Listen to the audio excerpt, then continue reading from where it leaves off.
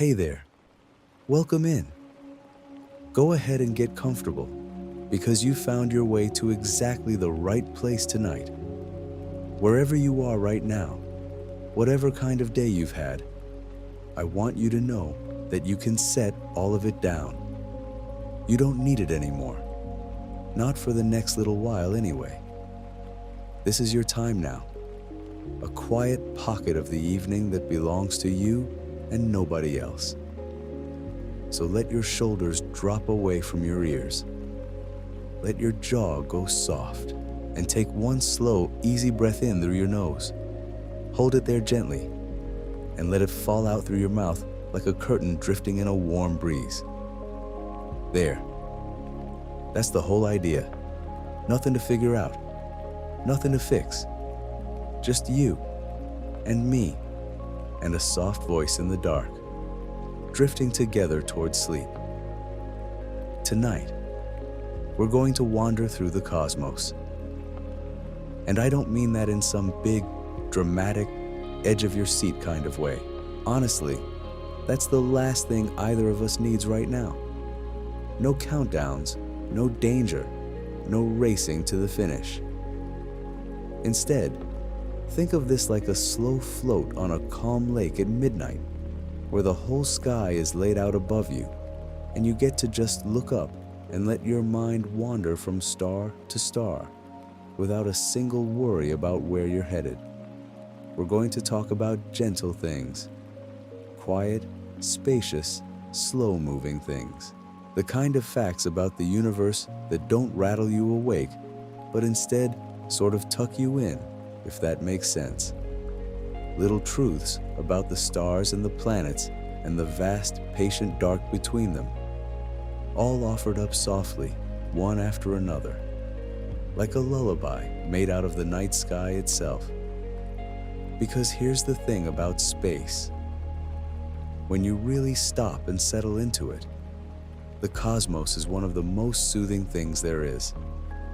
It's enormous, sure, almost impossibly enormous, but it moves so slowly. It's so unhurried. Out there, a single day can last longer than a whole year does here. Out there, light takes thousands upon thousands of years just to cross from one side of a little cloud of dust to the other. Nothing rushes. Nothing panics. The universe has all the time in the world, and tonight, so do you. There is no deadline up among the stars. There's just this endless, gentle drifting, and I think if we lean into that feeling, it can carry us right off the edge of being awake and down into a soft, deep sleep. So that's our plan for the evening. I'm going to share a whole collection of the most relaxing, most calming facts I could gather about the universe we live in. Some of them are about the moon. Some are about the sun and the planets that circle it, and the slow, silent dance they've been doing for billions of years. Some are about faraway stars you've never seen and never will, twinkling quietly in corners of the sky so distant that the light leaving them tonight won't reach anyone for longer than we can really imagine.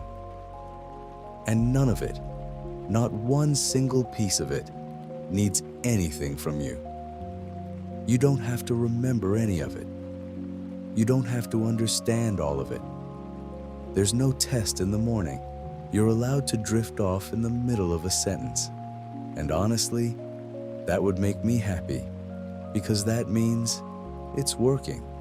Now, before we sink all the way in, let me say just one quick thing, and then I promise I'll get quieter and slower from here on out. If these calm little journeys through the night sky help you unwind, if they help you let go of the day and slip off to sleep a bit easier, it would mean the world to me if you'd take just a moment to like this video and subscribe to the channel. That's it. That's the whole ask. It's a tiny, quiet gesture on your end, but it genuinely helps these videos find other tired souls out there who are lying awake, staring at the ceiling, looking for something soft to help them rest. That's really what this whole thing is about. Helping people find a little peace at the end of a long day, one sleepy soul at a time. So if you feel like it, go ahead and tap that button now, while you're still awake enough to remember, and then you can forget all about it and let yourself drift. And thank you. Truly. It's a small thing, but it matters more than you know. Okay, that's done. Now we can settle in for real. Let your eyes go ahead and close if they haven't already. There's nothing left to look at here anyway. From this point on, everything happens in the soft dark behind your eyelids, in that warm, shapeless place where the day starts to blur and dissolve. You don't need your eyes for where we're going. We're traveling with our imaginations tonight, and your imagination sees just fine in the dark. Let me paint you the scene, nice and slow. Picture yourself lying back somewhere warm and safe, far away from any city, far from any noise, far from anything that beeps or buzzes or asks anything of you. Maybe you're in a soft meadow with the grass cool beneath you and a heavy blanket pulled up to your chin. Maybe you're on the deck of a small wooden boat, rocking ever so gently on water that's perfectly still. Or maybe you're just here, right where you are, in your own bed, which is honestly the most perfect place of all. Wherever you choose, the important part is that you're comfortable and you're warm, and above you, stretching out in every direction, is the entire night sky. And what a sky it is. Out here, away from all the lights we humans make, the stars come out in numbers you can scarcely believe. Not just a handful of bright ones, but thousands of them, layered on top of one another, some sharp and clear, some so faint they seem to appear only when you're not quite looking at them directly. There's a soft, milky band of light stretching across the middle of it all, a great river of distant stars so far away and so numerous that they blur together into a gentle glow. That's our home. That's the galaxy we live inside of, seen edge on from where we lie. And we'll get to know it a little better as the night goes on. For now, though, just look. Just breathe. Feel how small and how safe it makes you feel all at once. There's something wonderful about being small under a sky like this. All those things that felt so big and so pressing an hour ago. The messages you didn't answer. The thing you said that you keep replaying. The list of tomorrows you keep carrying around. Under a sky this vast, they all soften. They shrink down to their proper size. Not because they don't matter, but because out here, you can finally see how much room there is around them. How much space. How much quiet. The universe is mostly emptiness, you know? Mostly gentle, peaceful, open space. And there's a strange comfort in that. Room to breathe. Room to rest. Take another slow breath with me now. In through the nose. Slow and deep, filling up like a sail catching a soft wind. And then out, long and unhurried, letting your whole body sink a little heavier into whatever's holding you up. Feel the weight of yourself. Feel how the bed, or the blanket, or the earth beneath you is doing all the work of holding you now. You don't have to hold yourself up anymore tonight. You can hand that job over. Let it go. Let everything go loose and heavy and warm. I'm going to keep my voice low, and even from here on, soft as I can make it.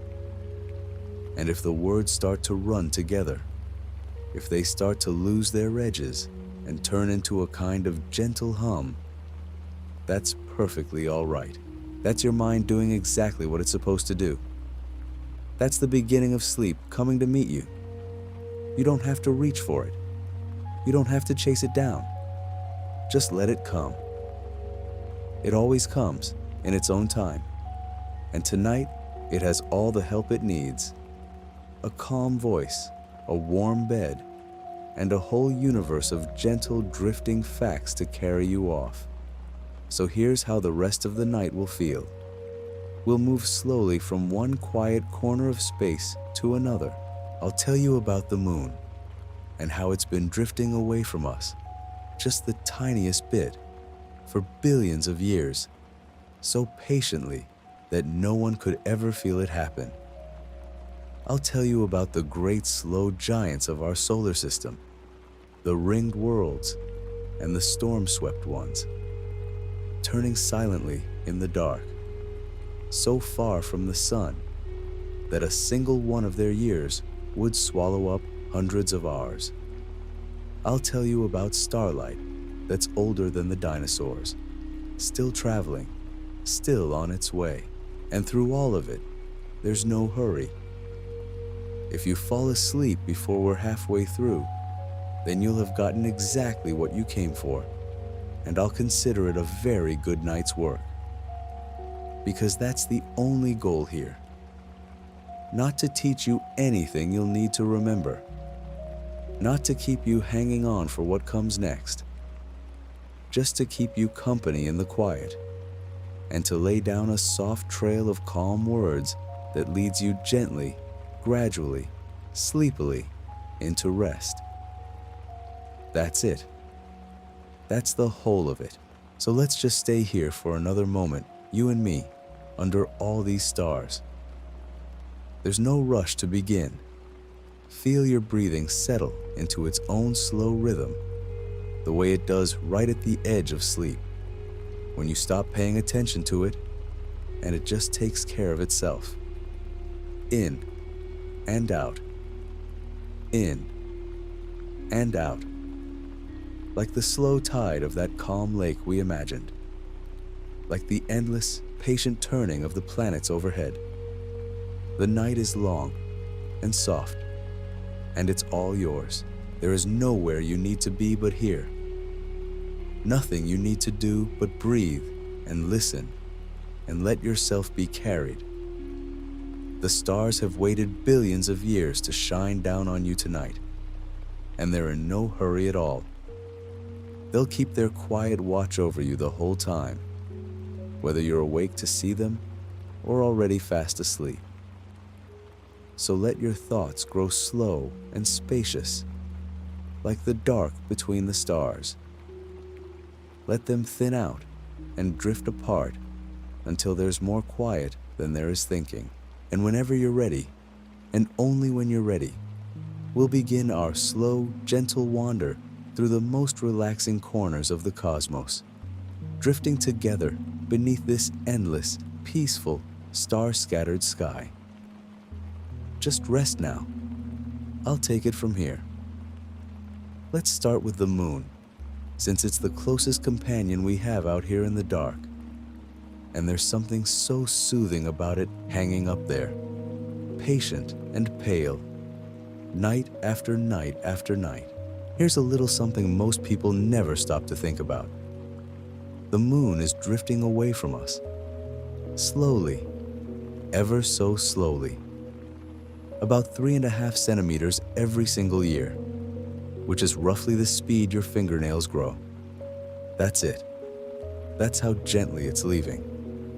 You could sit and watch it your whole life and never once catch it in the act. But it's true. Every year, the moon slips just a little farther out into space, easing away from us the way a boat drifts from a dock when nobody's holding the rope. And it's been doing this for billions of years.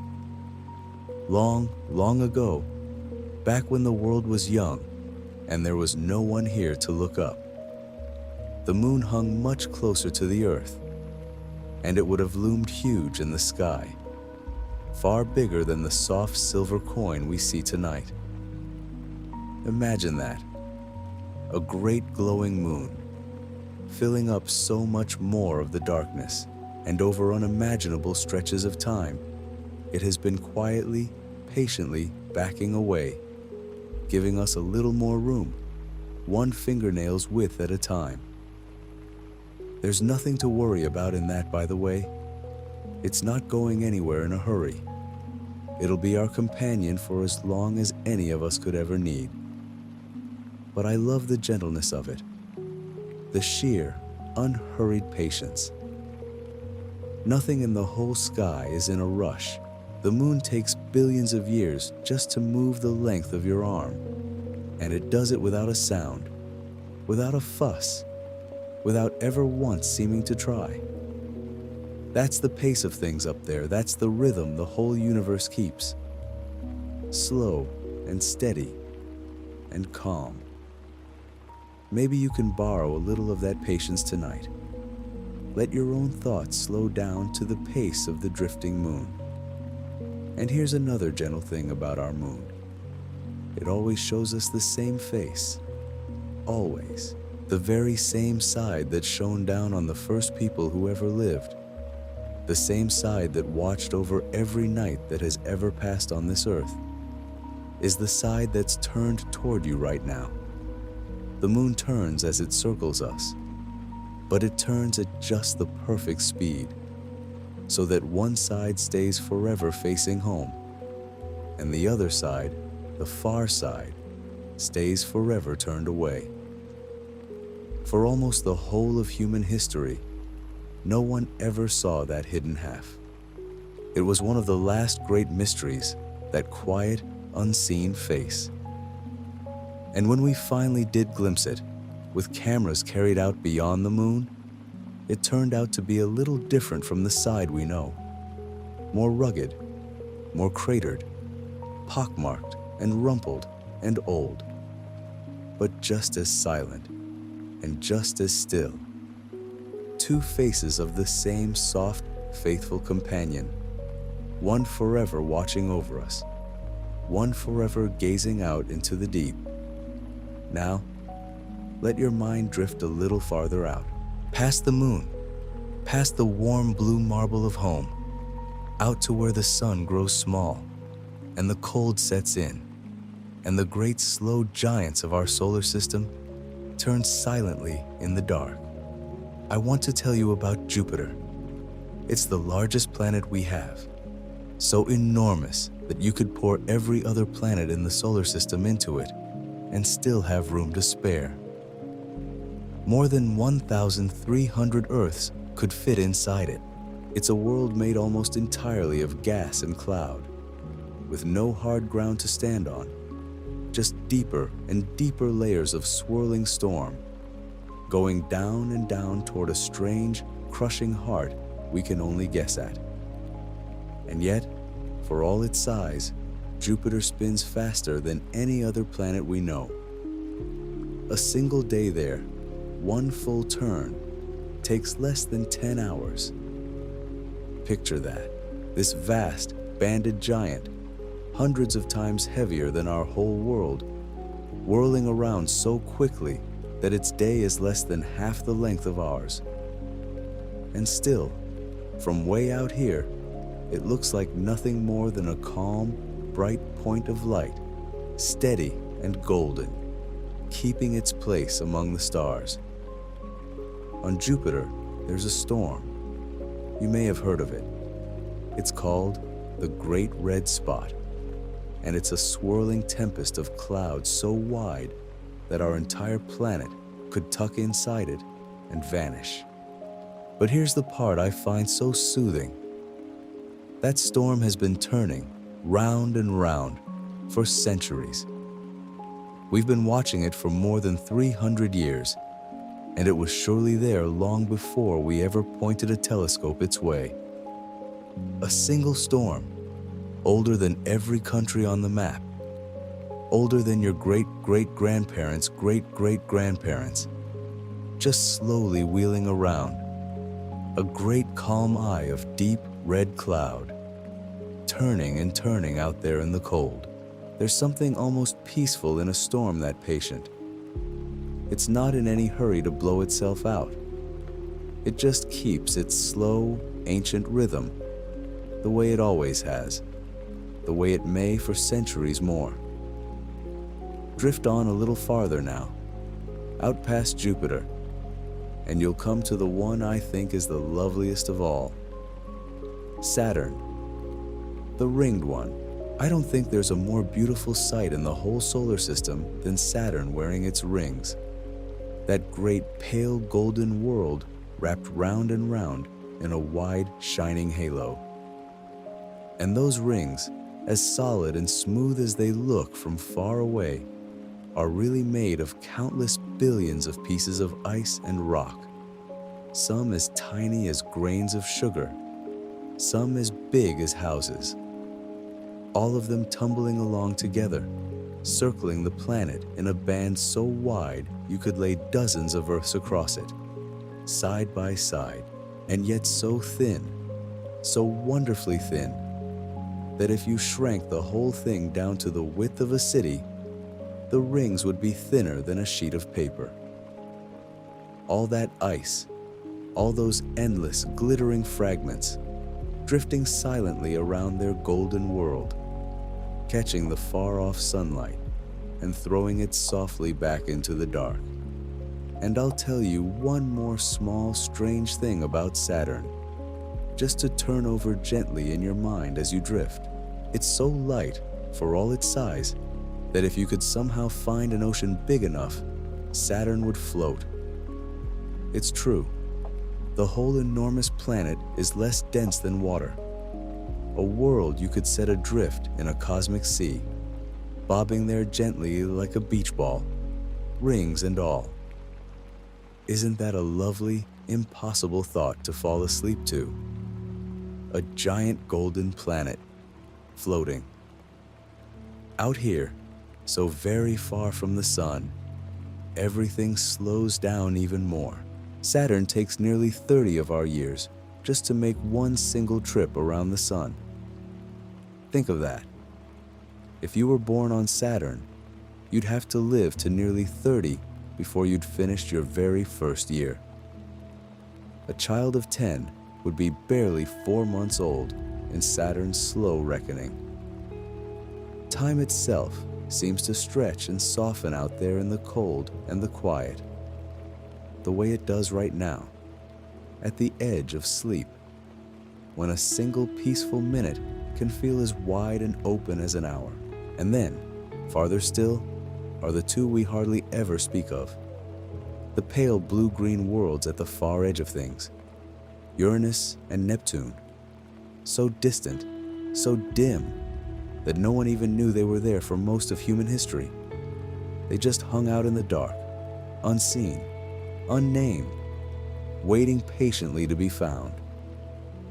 Neptune is so far away that the light of the sun, which reaches us here in about 8 minutes, takes more than 4 hours to crawl all the way out to it. And a single year on Neptune, one lap around the sun, lasts for 165 of our years. Which means that since the day it was discovered, Neptune has only just now finished one complete trip around the sun.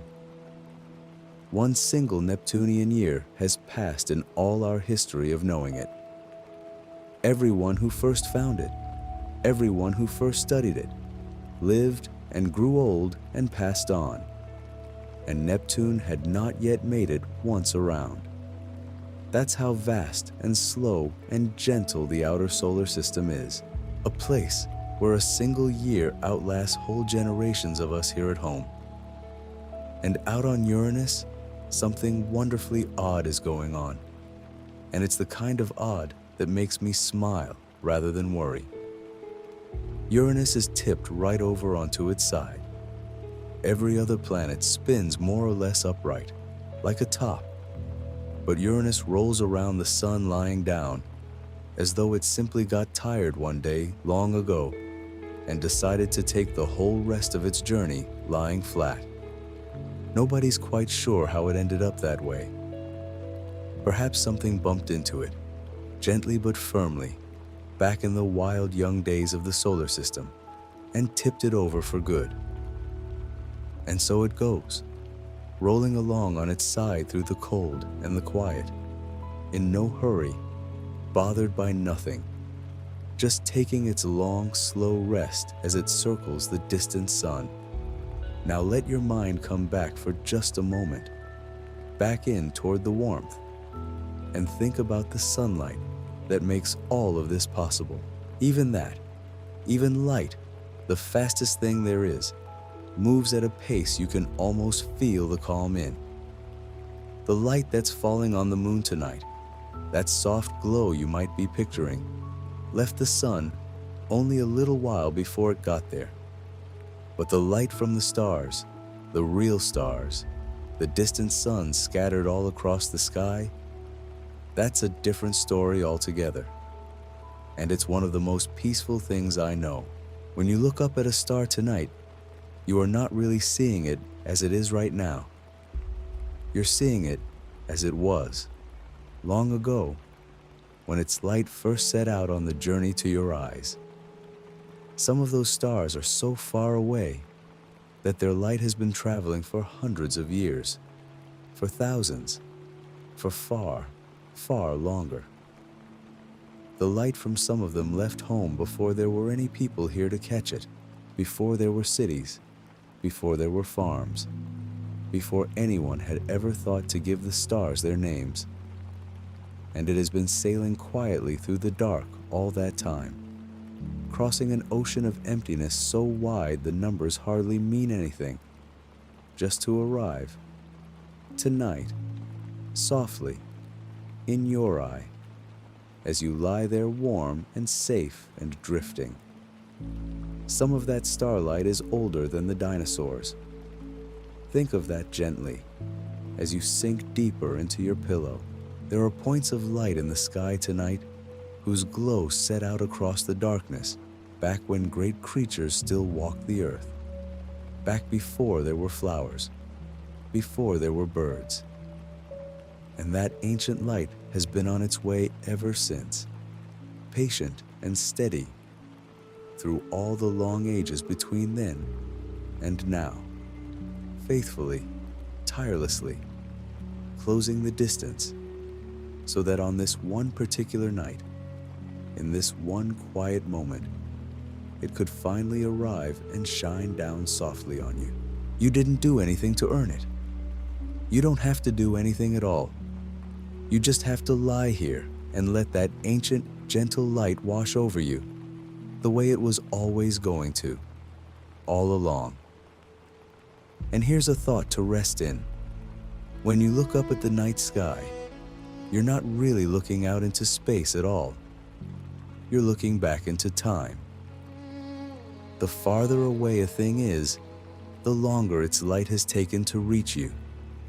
And so the deeper into the past you're seeing, the moon as it was a little over a second ago, the sun as it was minutes ago, the nearest stars as they were years ago, and the faint far ones as they were before your grandparents' grandparents were even a whisper of an idea. It's all laid out above you at once, every moment from a second ago to eons past, all of it shining down together in one calm and silent sky. A whole museum of ancient light hung up over your bed, just for you, just for tonight. There's no need to hold on to any of this. That's the wonderful thing. You don't have to remember a single number, a single name. Let them all soften and blur and drift away like clouds. The moon easing gently outward, a fingernail's width a year. The great slow giants turning in the dark.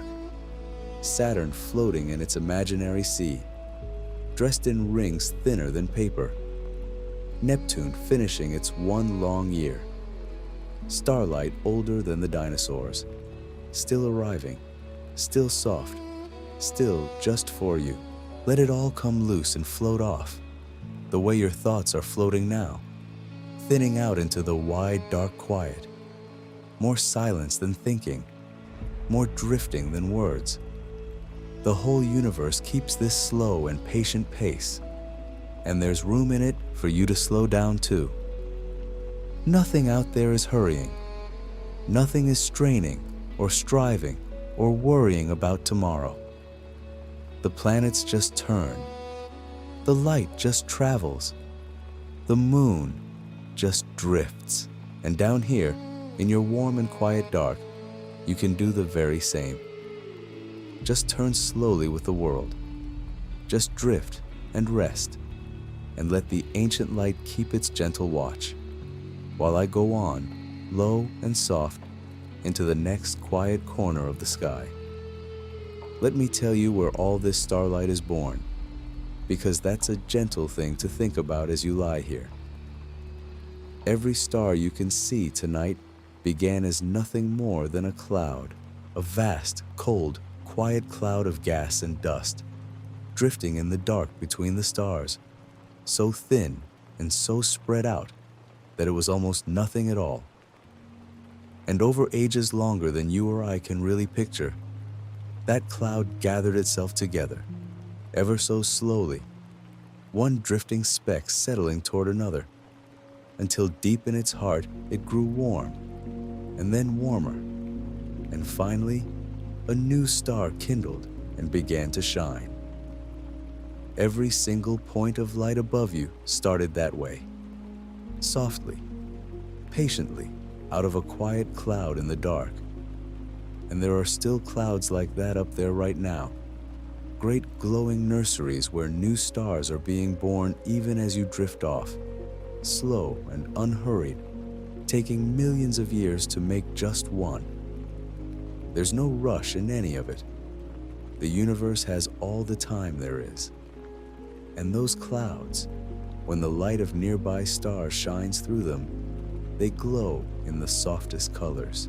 Deep rose and pale blue and gentle green, spread out across distances so wide the light takes years just to cross from one side of the cloud to the other. If you could stand near one, it wouldn't look like the sharp, bright pictures. It would be faint and delicate, like colored mist, like breath on a cold morning hanging in the air.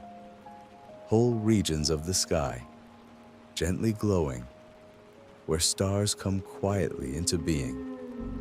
Picture that, if you like, as you settle deeper, a soft glowing cloud in the dark, in no hurry at all, cradling the little lights that haven't yet been born. Here's something to rest your mind on. When you look at the stars, they seem to be scattered close together, sprinkled across the sky, like grains of sand poured out on dark cloth.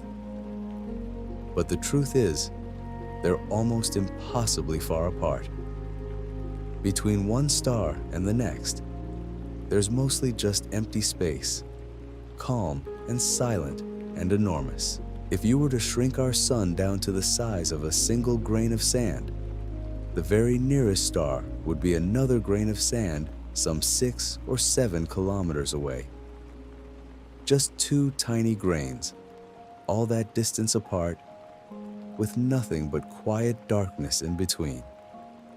That's how gently the stars are spaced, not crowded at all, each one keeping its own wide, peaceful stretch of the dark, in no danger of ever bumping into another, drifting along in a silence so complete and so vast, it's almost tender. And all that empty space between the stars, it isn't really empty either. It's filled, very thinly, with the faintest wisps of gas and dust, a scattering so gentle that you'd have to gather up a whole room full of that space just to find a handful of atoms. It is by far the emptiest, quietest place you could ever imagine. No sound, no wind, no hurry, just a soft, thin, endless calm stretching between one star and the next, and light traveling through all of that on its long, slow errand from there to here. Let yourself sink into that thought, all that peaceful emptiness, all that room to simply be. Now let me pull back a little farther, softly, and show you the shape of the place we live in. All the stars you can see tonight, every last one of them, and countless more you'll never see with your eyes alone. They all belong to one great family, turning together through space. We call it the Milky Way.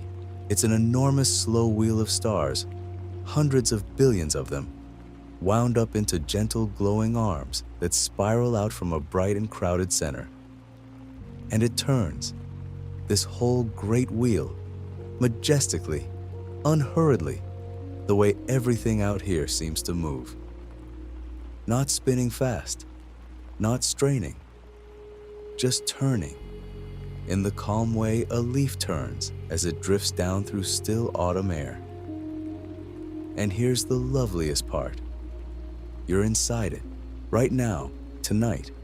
You in your warm bed and your quiet room are all riding along on one of those spiral arms, out toward the peaceful edge of things, well away from the busy center. On a clear, dark night, far from the city lights, you can actually see the great wheel of it from the inside. It shows up as a soft band of pale light arching all the way across the sky, a river of misty glow, and that faint glow is the combined light of thousands upon thousands of distant stars, too far and too many to tell apart, all blurring together into one gentle stream. People have looked up at that soft band for as long as there have been people. Our very oldest ancestors saw the same quiet river of light you can see tonight. It was there long before them, and it will be there, still turning gently, long after. And our sun, our own familiar star, carries the earth and all of us along on a slow, enormous journey around that great wheel. We are at this very moment sweeping through space at a speed that's almost impossible to fathom. And yet it feels like nothing at all, doesn't it? Perfectly smooth, perfectly calm. You can't feel a bit of it. We're riding the greatest, gentlest carousel there ever was. And it's so vast and so steady that it feels exactly like lying perfectly still. One full trip around the wheel, one lap for our sun, takes something like 230 million years. Just think of that softly.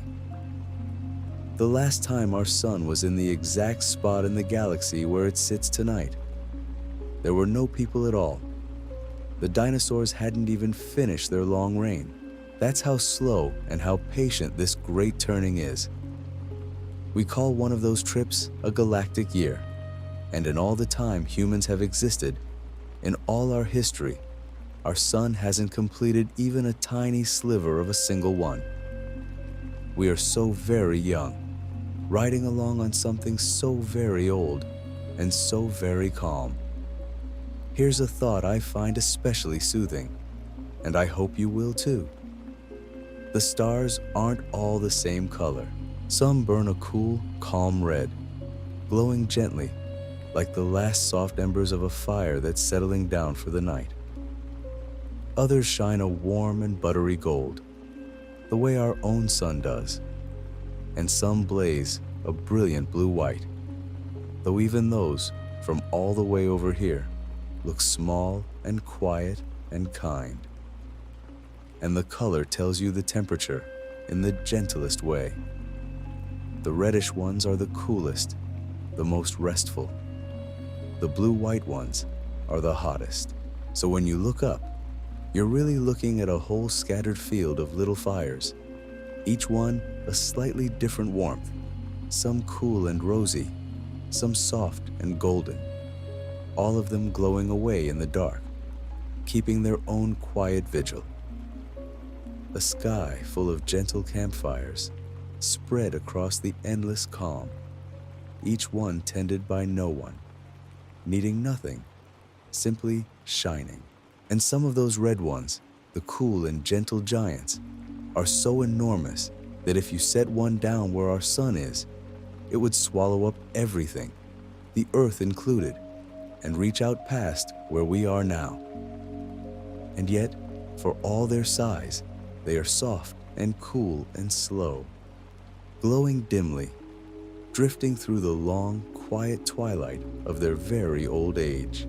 There's one you can find in winter skies, sitting on the shoulder of a great starry hunter, a huge old red star, calm and dim and ancient, so far away that its light takes hundreds of years just to reach us. When you see it, you're seeing a soft red glow that left that star long before your great-great-grandparents were born, arriving now, tonight, for you, tired and gentle after its long, long trip.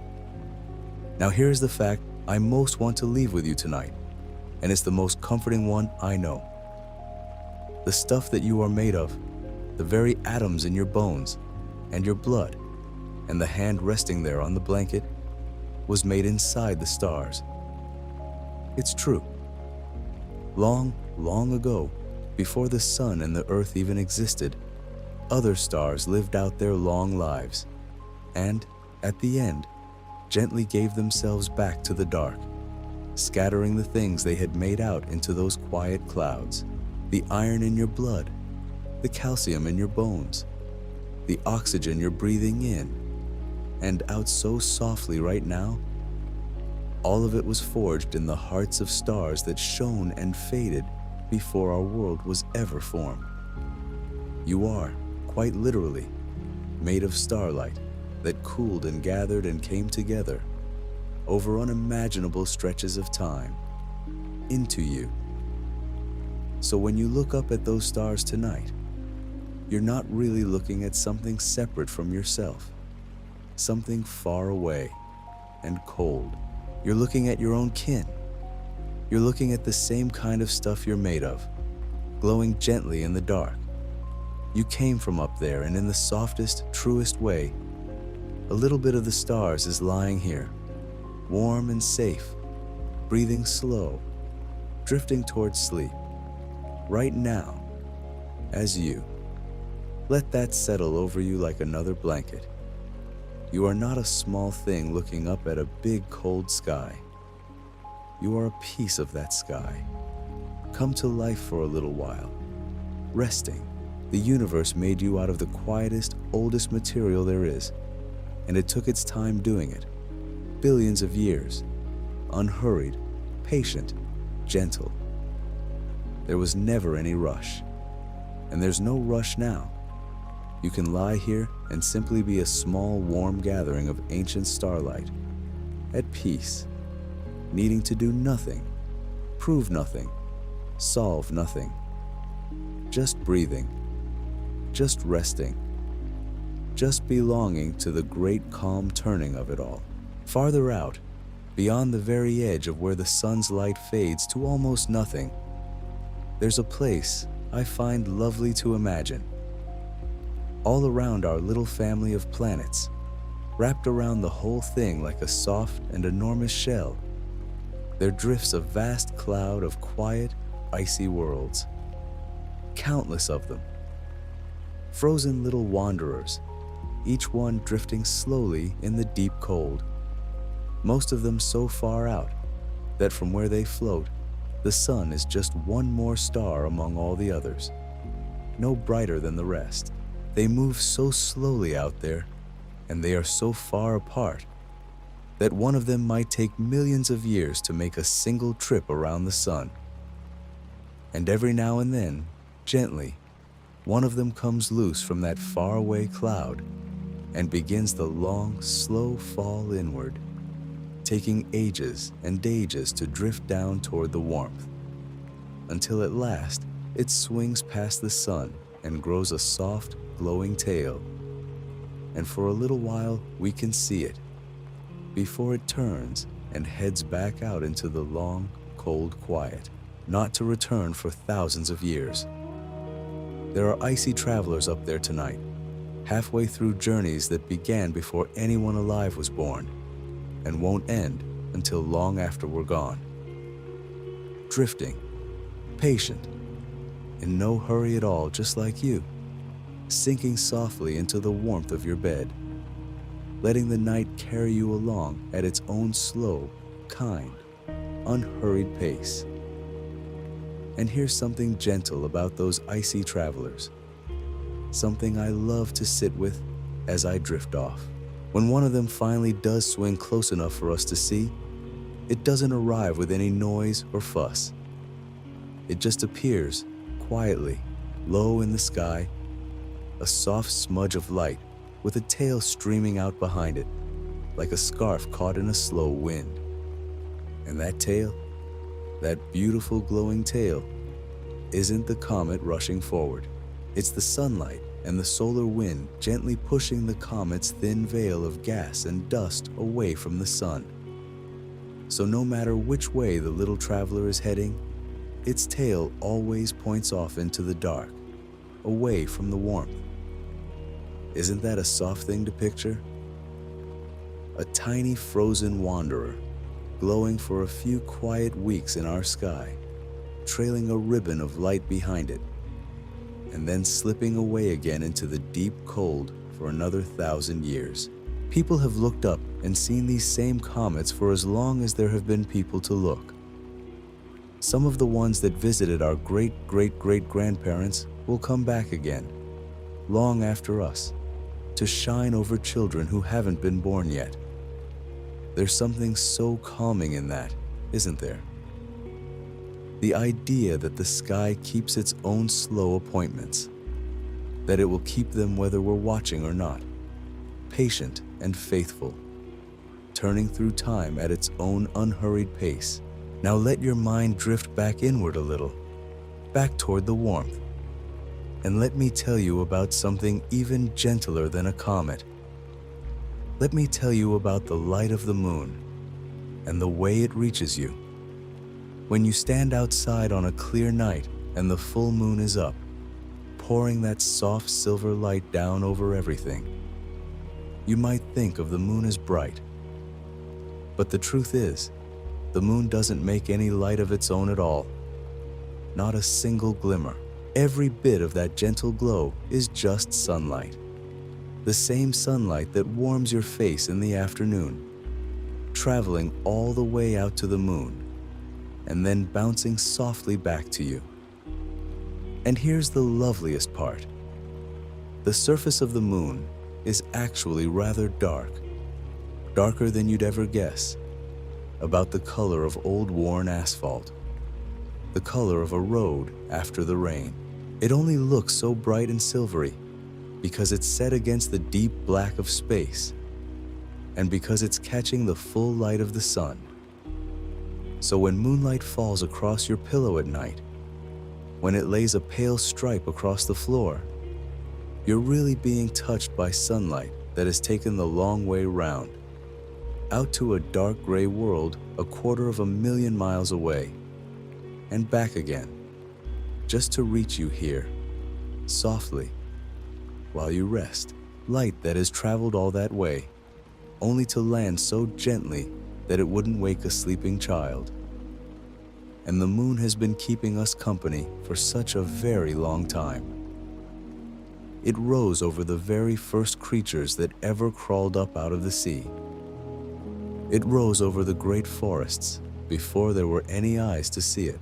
It has pulled at the oceans, slow and steady, drawing the tides in and out, for billions of years, breathing the sea up the shore and back down again, like the whole world was sleeping and gently rising and falling with its breath. That same soft pull is still happening tonight, all around the coasts of the world, the water lifting and settling under the moon's quiet hand. And you, lying here, breathing slow, are rising and falling in just the same way, in and out, up and down, the same patient rhythm the sea has kept for longer than there have been living things to keep it. You're part of that rhythm now. Just let it carry you. Let's drift a little farther out again, softly, and think for a moment about how far apart everything really is out there. Because it's the kind of thought that makes the whole night feel spacious and roomy and calm.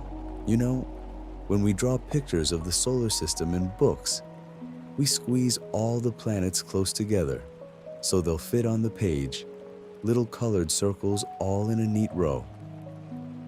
But the real thing is nothing like that. The real thing is mostly, gloriously, empty.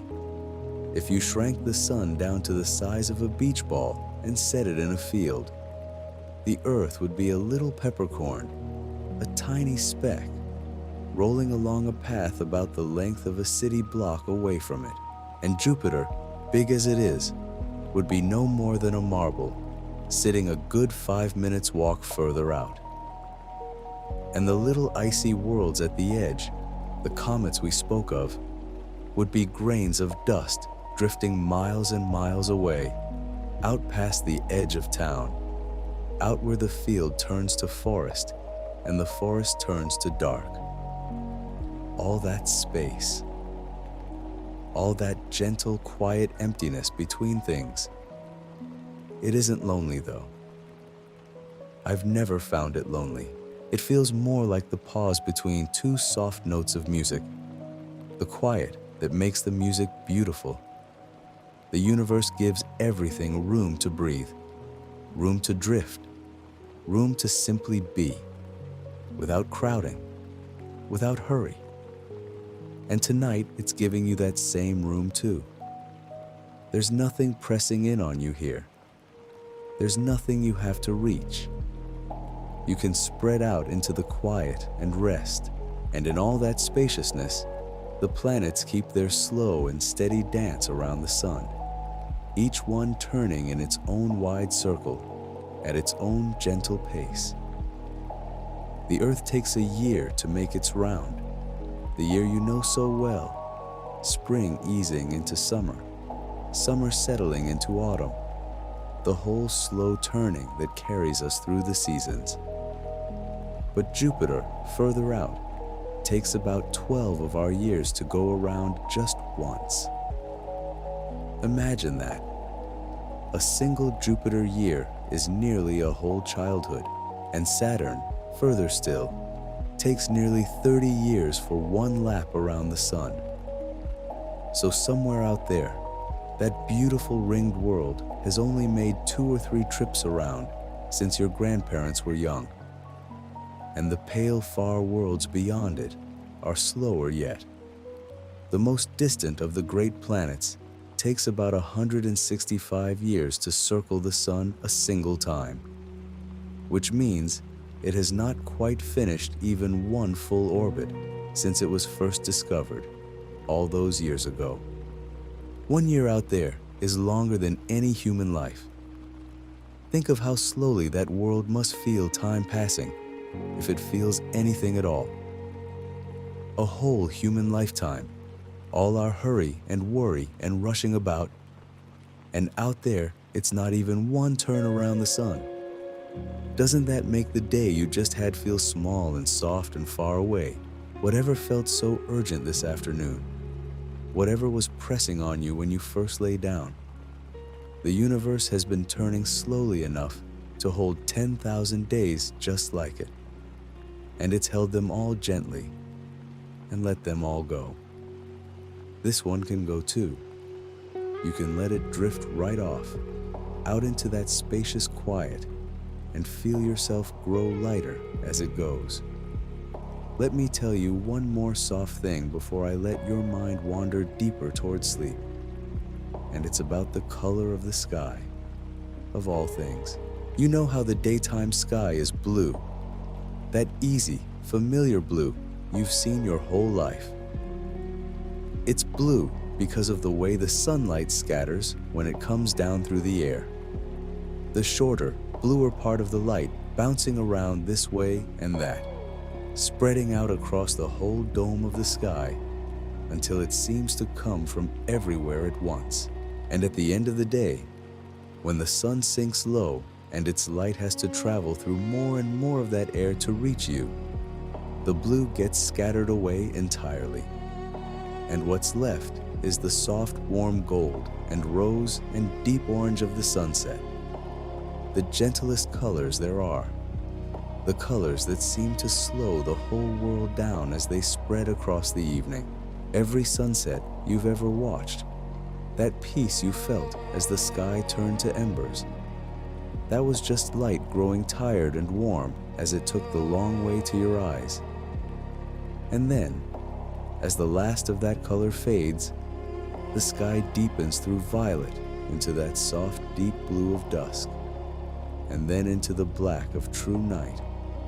And one by one, so quietly you can hardly catch the moment it happens, the stars come out.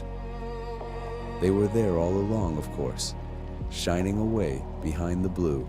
It's only that the sun's light was too bright for us to see them.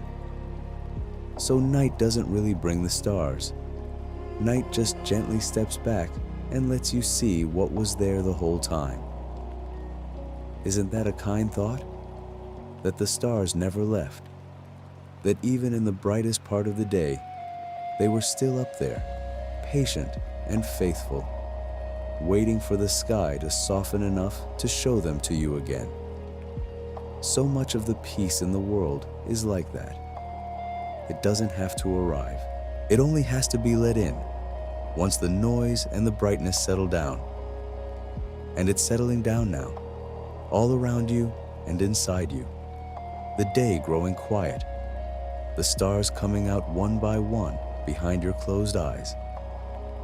Before you drift all the way down into sleep, I'd love it if you'd do one small, quiet thing for me.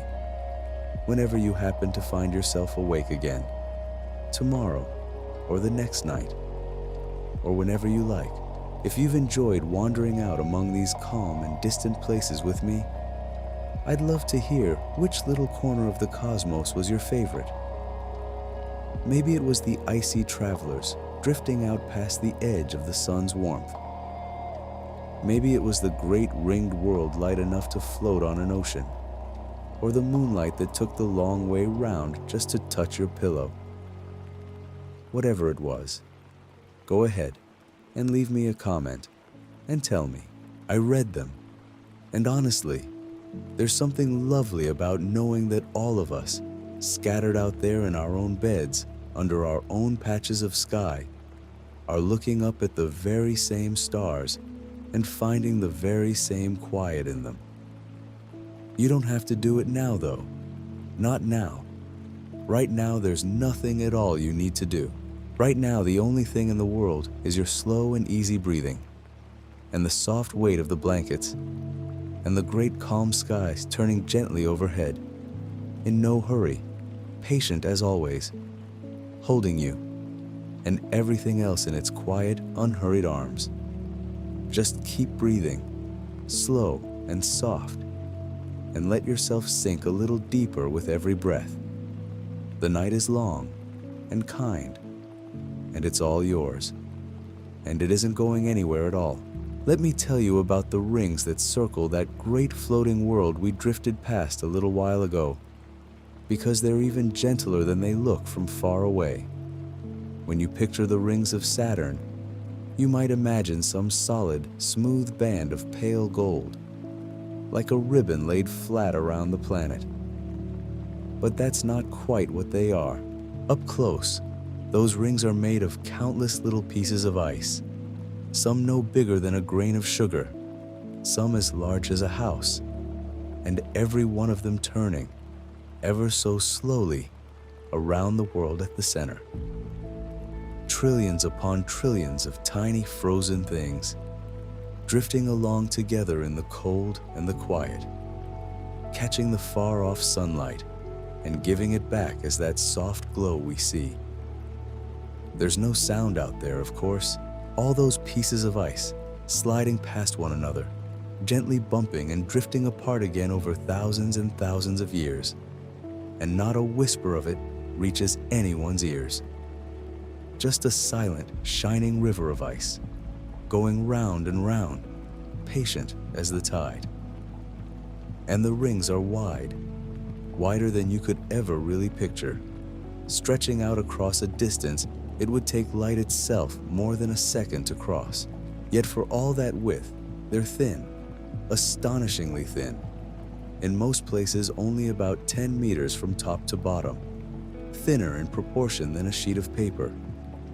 So imagine that, a great shining disk, broad enough to lay the whole Earth across many times over, and yet so delicate and fine that if you shrank it down to the size of a dinner plate, it would be far, far thinner than the plate itself.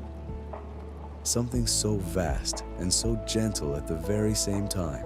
I find there's a real comfort in that, in the thought of something enormous that's also soft and quiet and slow.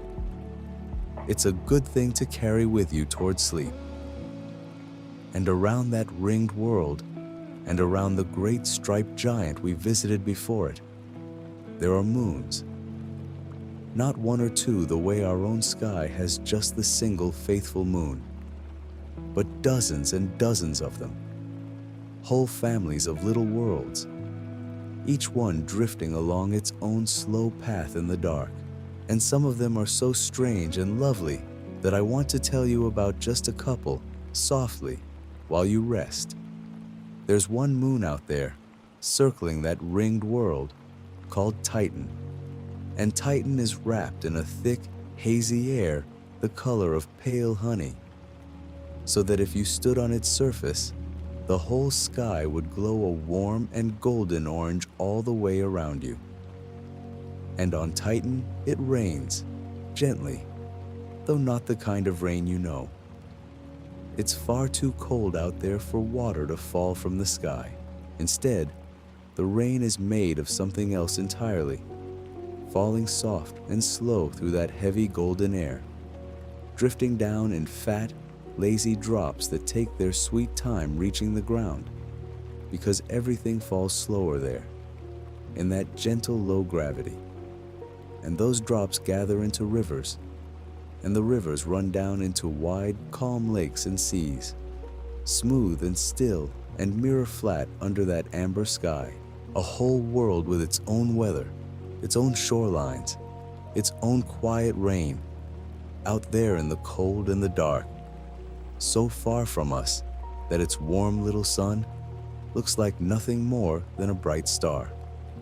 Picture standing on the shore of one of those still, glassy seas, the golden haze glowing softly overhead, the slow rain drifting down around you without a sound.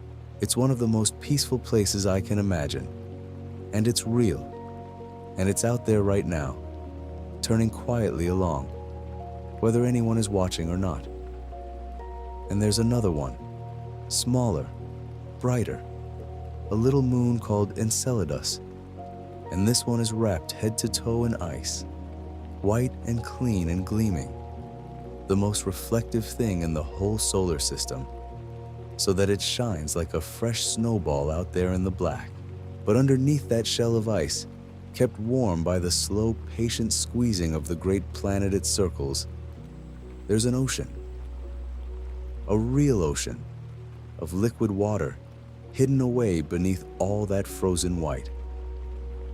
And every so often, through cracks near the bottom of that little world, plumes of that water spray up and out into space, freezing instantly into a fine mist of ice crystals, a soft and silent fountain rising off the surface and drifting away among the stars. A tiny frozen moon, quietly breathing out its hidden sea into the dark.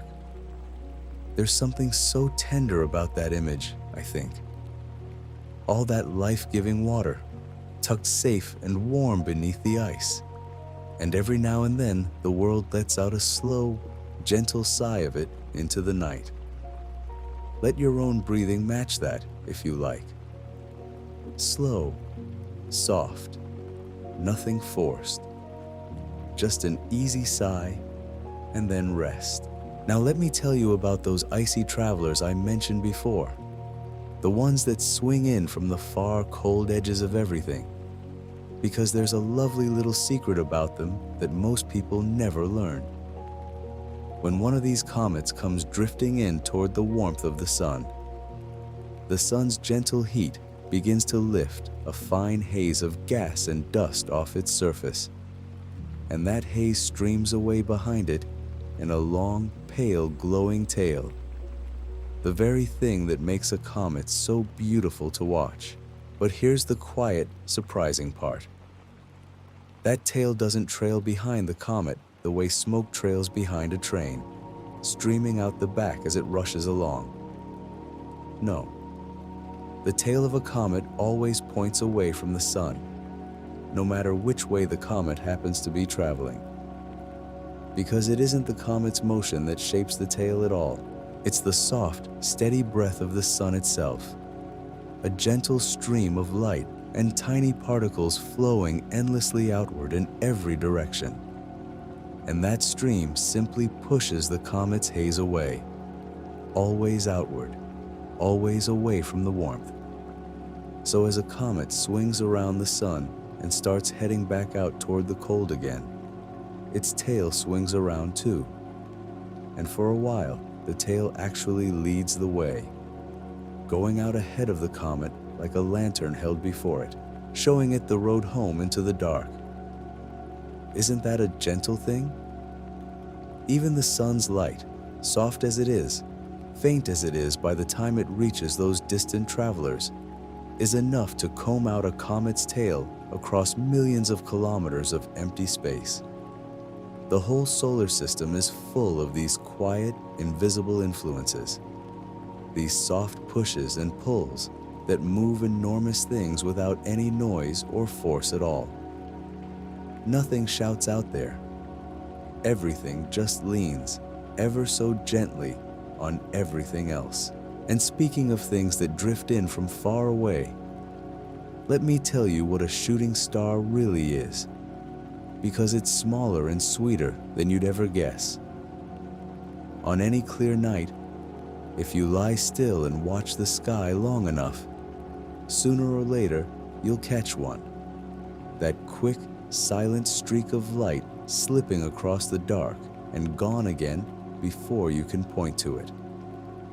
We call them shooting stars or falling stars, and there's an old and lovely habit of making a wish on them. But they aren't stars at all, of course, and nothing is really falling in the way you might think. Most of the time, what you're seeing is nothing more than a tiny speck of dust, a little grain of rock or ice, no bigger than a grain of sand, left behind long ago by one of those wandering comets. That tiny grain has been drifting through space, alone and silent, for ages. And then it happens to cross paths with the Earth, and it slips into the very top of our air, high, high above you, and rubs against that air so swiftly that it heats up and glows, bright and brief, for just a moment, and then it's gone, gently, softly, turned to a whisper of warmth and light. A speck of dust older than the mountains, ending its long journey in one quiet flash across your sky. When you think of it that way, there's a real sweetness to it. Something so small, traveling so far, for so long, just to give you a single lovely moment of light before it rests at last. And there are more of them than you know. Every single day, quietly, without any fuss at all, tons of that fine cosmic dust drift down into our air and settle, gently, invisibly, over everything, over the rooftops and the fields and the still surface of the sea, over the very windowsill of the room you're resting in now. A soft and constant snowfall from the edges of space, so fine and so slow you could never see it fall, settling over the whole world while it sleeps.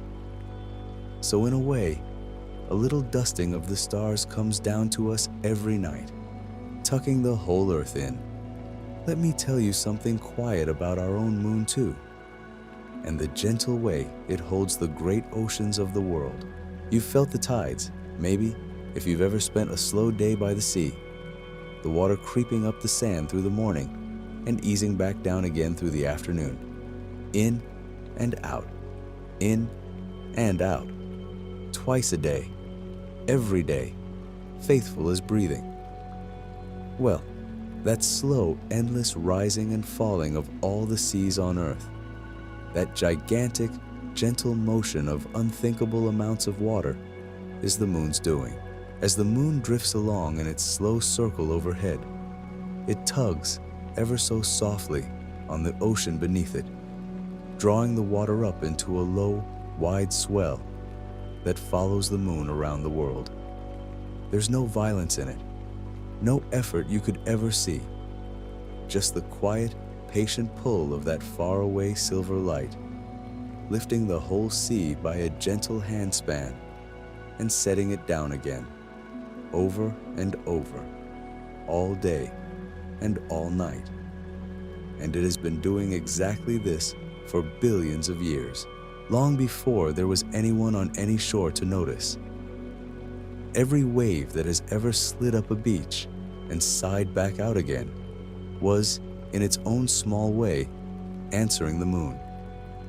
And the moon does it without ever touching us, without a sound, from 250,000 miles away, just by being there, patient and steady in the dark.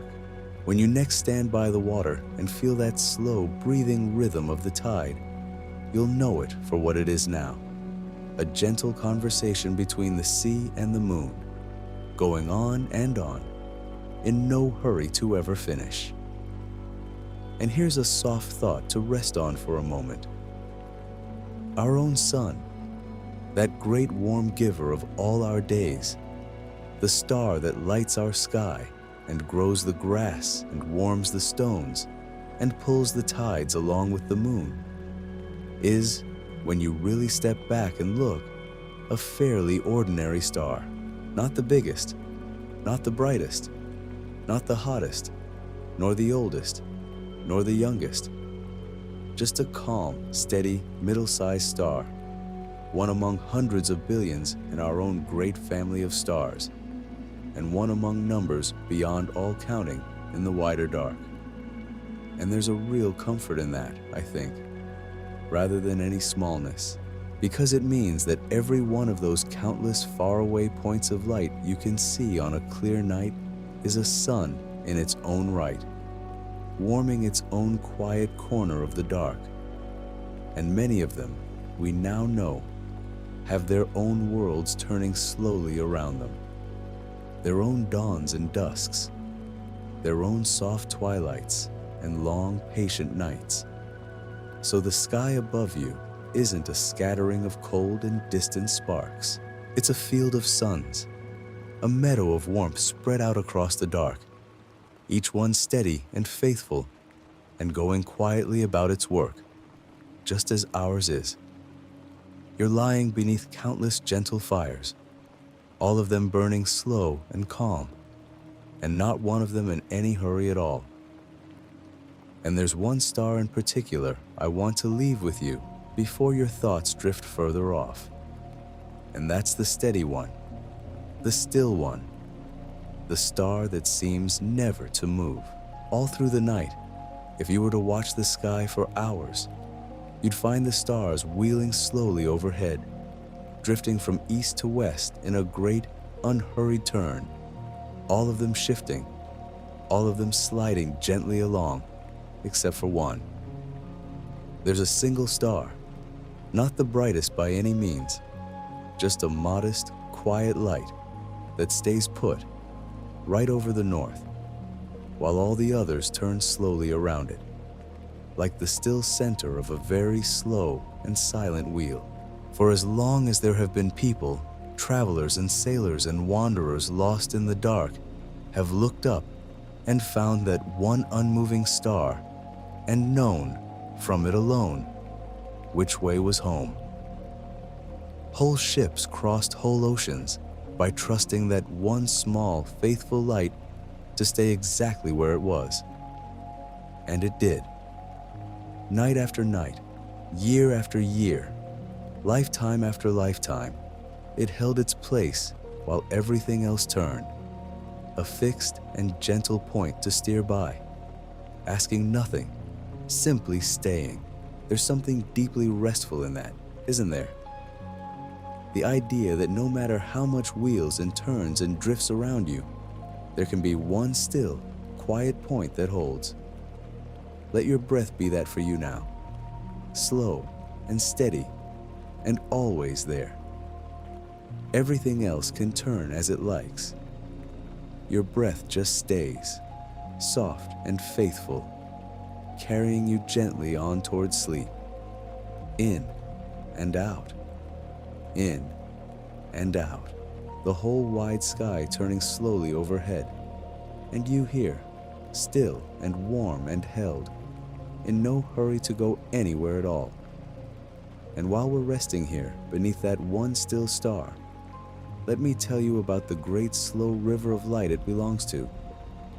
On the very darkest nights, far from any town, if you let your eyes go soft and just take in the whole sky at once, you might notice a faint band of pale glow arching all the way overhead, from one edge of the world to the other. It looks almost like a wisp of cloud that forgot to move on, or a trail of smoke left hanging in the still air. But it isn't cloud, and it isn't smoke.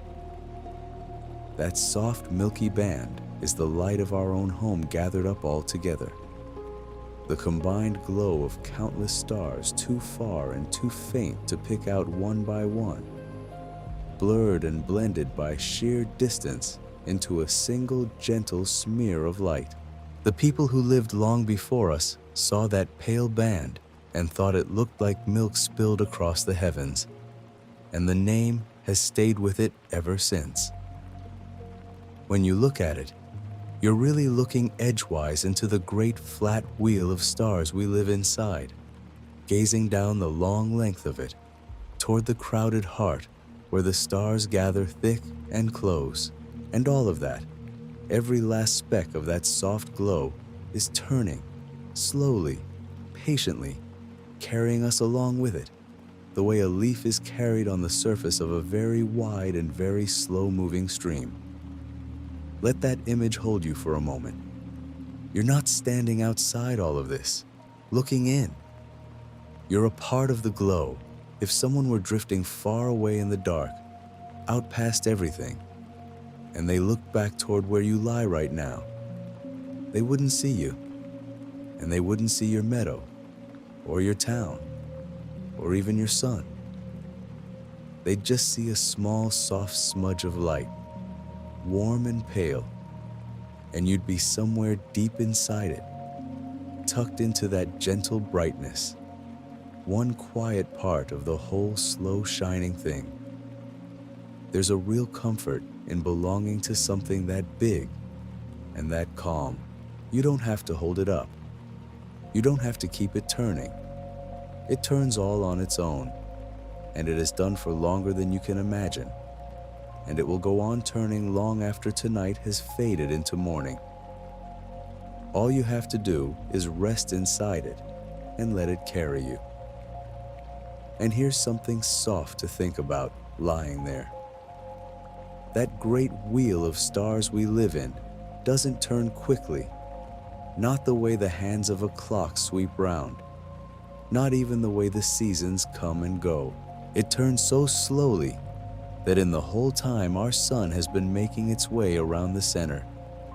Since the very first day it began to shine, it has only gone around a handful of times. The days you've lived, the years you've counted, all the long history of everything that has ever happened on our little world.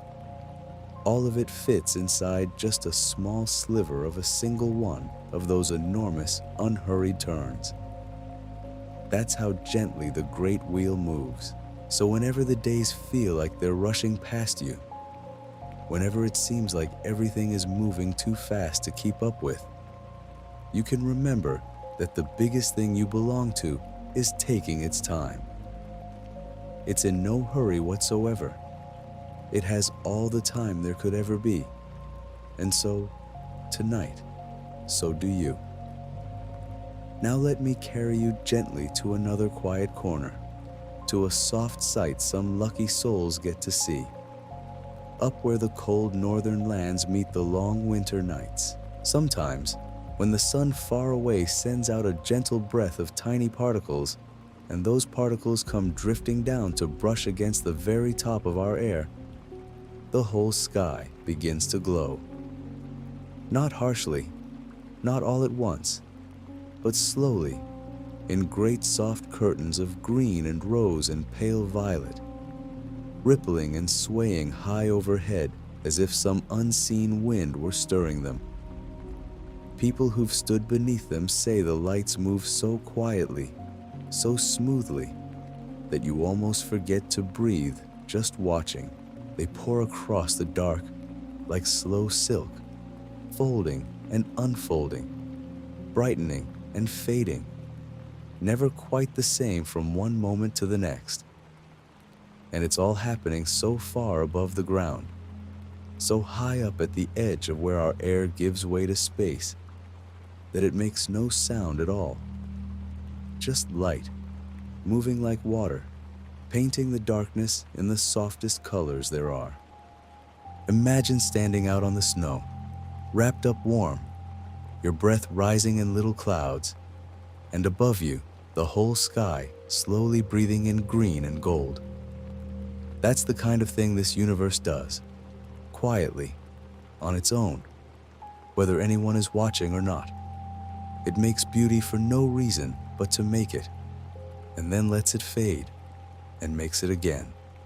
Drift with me a little farther now, out past our own family of stars, across a gulf of dark so wide there are almost no words for it, because our great wheel of stars, for all that it holds more suns than you could count in 100 lifetimes, is not the only one.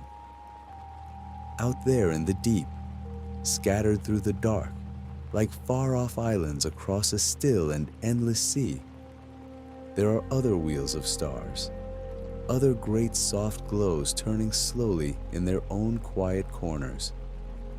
More of them than there are grains of sand on every beach and every shore of our whole world, and each one is a home to its own countless suns, its own warm scattered fires, its own slow turning.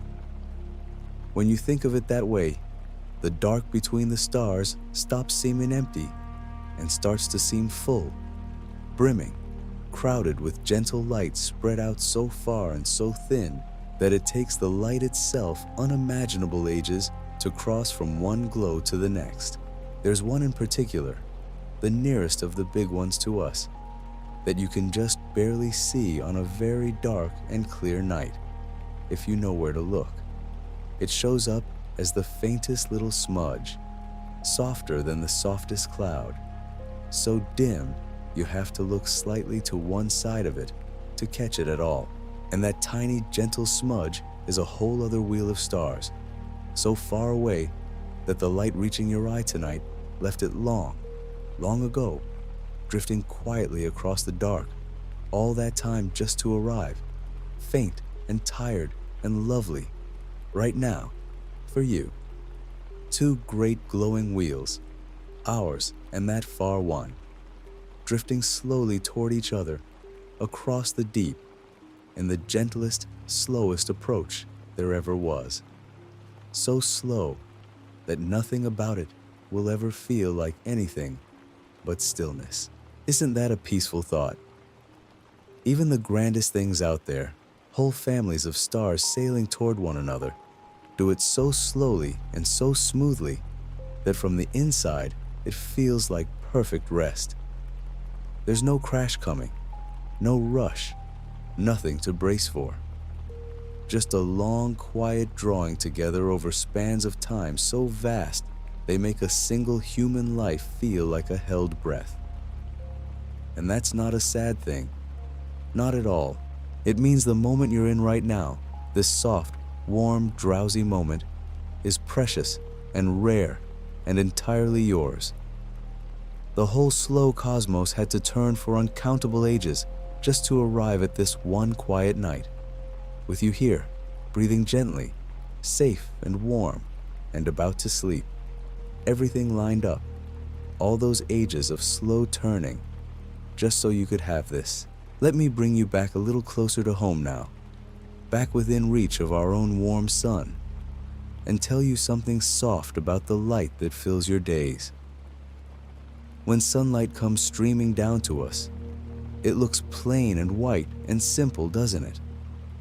Just light, the ordinary light you barely think about. But hidden inside that plain white light is every color there is, all of them woven together so neatly that your eye reads them as one, and every so often, the sky itself pulls those colors gently apart and lays them out for you to see. After the rain, when the sun comes back out low behind you, and the air ahead is still full of tiny drops, each of those countless little drops catches the light and bends it and splits it and hands it back to you sorted into a soft arc of red and orange and yellow and green and blue, curving quietly across the sky. Every raindrop is doing its own small piece of the work, and together they paint that gentle bow that seems to hang there in the air, promising nothing, asking nothing, just being lovely for as long as the light holds. And here's the quiet secret of it. That soft arc isn't really out there in any one place. It's made just for you, from where you happen to be standing, from the exact angle of your own two eyes, and the sun behind you, and the rain ahead. Someone standing a little way off sees their own, made from their own drops, at their own angle. So a rainbow is, in the gentlest way, a private thing, a small piece of beauty the sky arranges just for the one who's looking. Rest on that a while.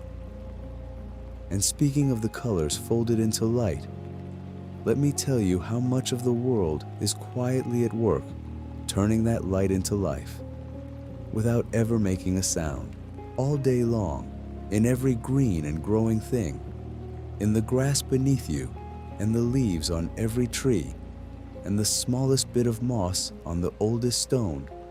Sunlight is being caught and gathered and turned, patiently, into the stuff of living. The green world drinks the light and breathes out the very air that fills your chest right now, this breath, and the next one, and every soft one after that. So the light of our ordinary middle-sized star doesn't just warm your skin and light your way. It becomes the leaf, and the leaf becomes the air, and the air becomes your breath, and your breath becomes this quiet, drowsy calm you're sinking into now.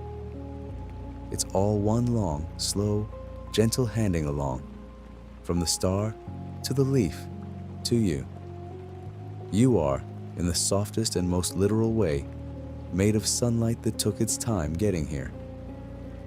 Let that settle over you, warm and easy, as your breathing slows. Now let your thoughts drift out once more, past the leaves and the air, past the blue of the daytime sky, back up into the dark where the far suns burn. I want to tell you about how gently some stars keep each other company. Many of the lights you see up there aren't single stars at all, quietly alone the way our sun is. They come in pairs, two suns bound together, circling each other slowly, endlessly, in a long and patient dance that never stops and never tires. Round and round they go, over spans of years, sometimes leaning close, sometimes drifting wide, always held to one another by the same soft, invisible pull that keeps your feet on the ground and the moon beside our world. Some of these pairs are so perfectly matched, so evenly balanced, that they turn about a still point right between them, like two dancers holding hands and leaning back, spinning slow and steady with the empty space at their center, holding them in perfect balance. They've been doing it for ages beyond counting. and they'll keep on long after tonight. Two faithful lights turning gently around each other in the dark, keeping each other company across all that quiet distance. Nobody wound them up. Nobody keeps them going. They simply do, slowly and smoothly, the way everything out there seems to move, in no hurry, with all the time in the world. And that same soft pull, the one that swings those paired stars around each other, is the very same thing holding you right now to the great warm world beneath your back. It's gentle and it's constant, and it never once lets go. It's been holding you all day, through everything, quietly, without you ever having to think about it or thank it, or even notice it was there. It holds the meadow and the trees and the far hills and the deep, still oceans, all of it, evenly and endlessly. And it holds you too, pressing you softly down into the blanket, into the cool grass, into rest. You don't have to hold on to anything tonight. You're already held. The whole world is cupping you gently in its steady hand, the way it has held every creature that ever lay down to sleep beneath these stars, all the way back to the very first of them. You can let every last bit of tension go out of you now, because there's nothing left for you to hold. It's all being held for you. Just breathe, slow and soft, and let yourself be carried, the way the leaf is carried on the slow, wide stream, the way our sun is carried round the great turning wheel, the way the whole quiet cosmos carries everything it has, gently, patiently, and in no hurry at all to arrive anywhere but here. There's something else about those paired stars I'd love to leave you with, and it's this. Even though they're circling each other, even though they're forever in motion, from the outside, they look perfectly still. That's how far away they are. All that turning, all those years of patient dancing, and to your eye tonight, they're just a single quiet point of light, calm and unmoving, holding steady in the dark. Isn't that a lovely way to think about motion? That something can be busy and turning and traveling all at once, and yet, seen from far enough away, seen with enough distance and enough time, it becomes perfect stillness. Maybe that's true of you tonight too. Maybe all the little turnings of your day, all the small hurries and errands and worries, look, from far enough away, like nothing but rest. Let yourself become that quiet point of light for a while, turning, if you like, but still, so very still.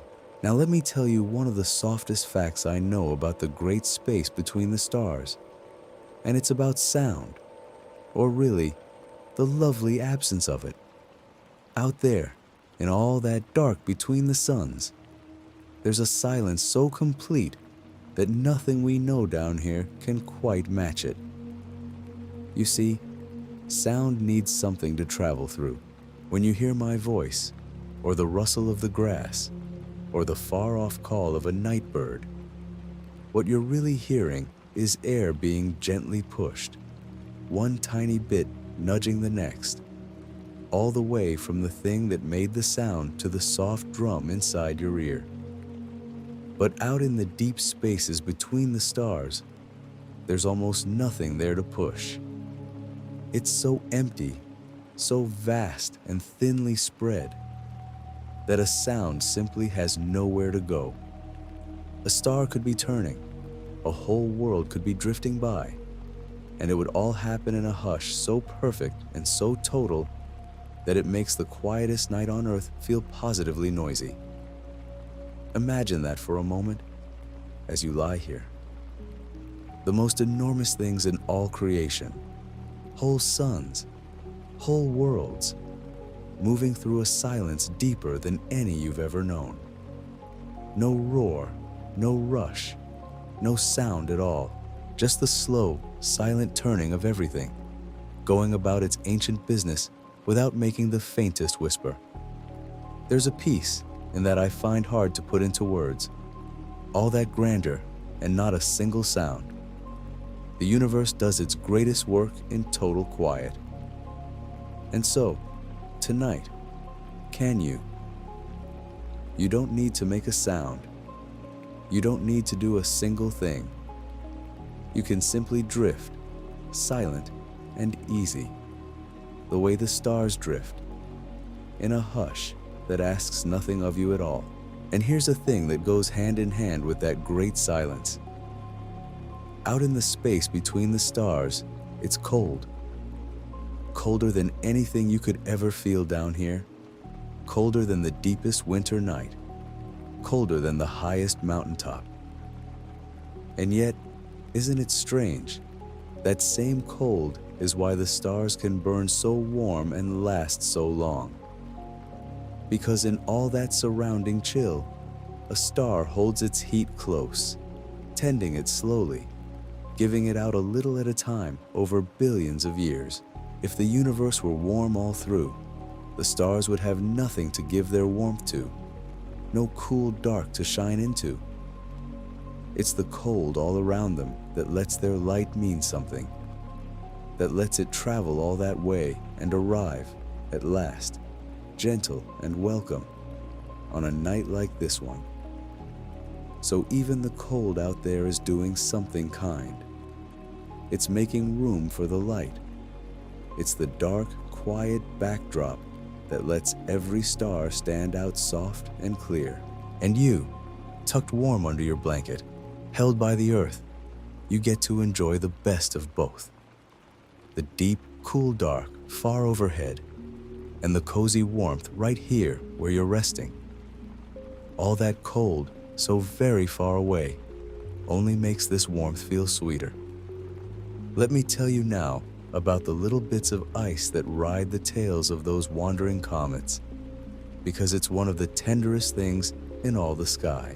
When a comet swings in close to the sun and lets go of that long, glowing tail we spoke of, it leaves behind a faint trail of tiny specks, most of them no bigger than a grain of sand, some as small as a mote of dust you'd see floating in a beam of afternoon light.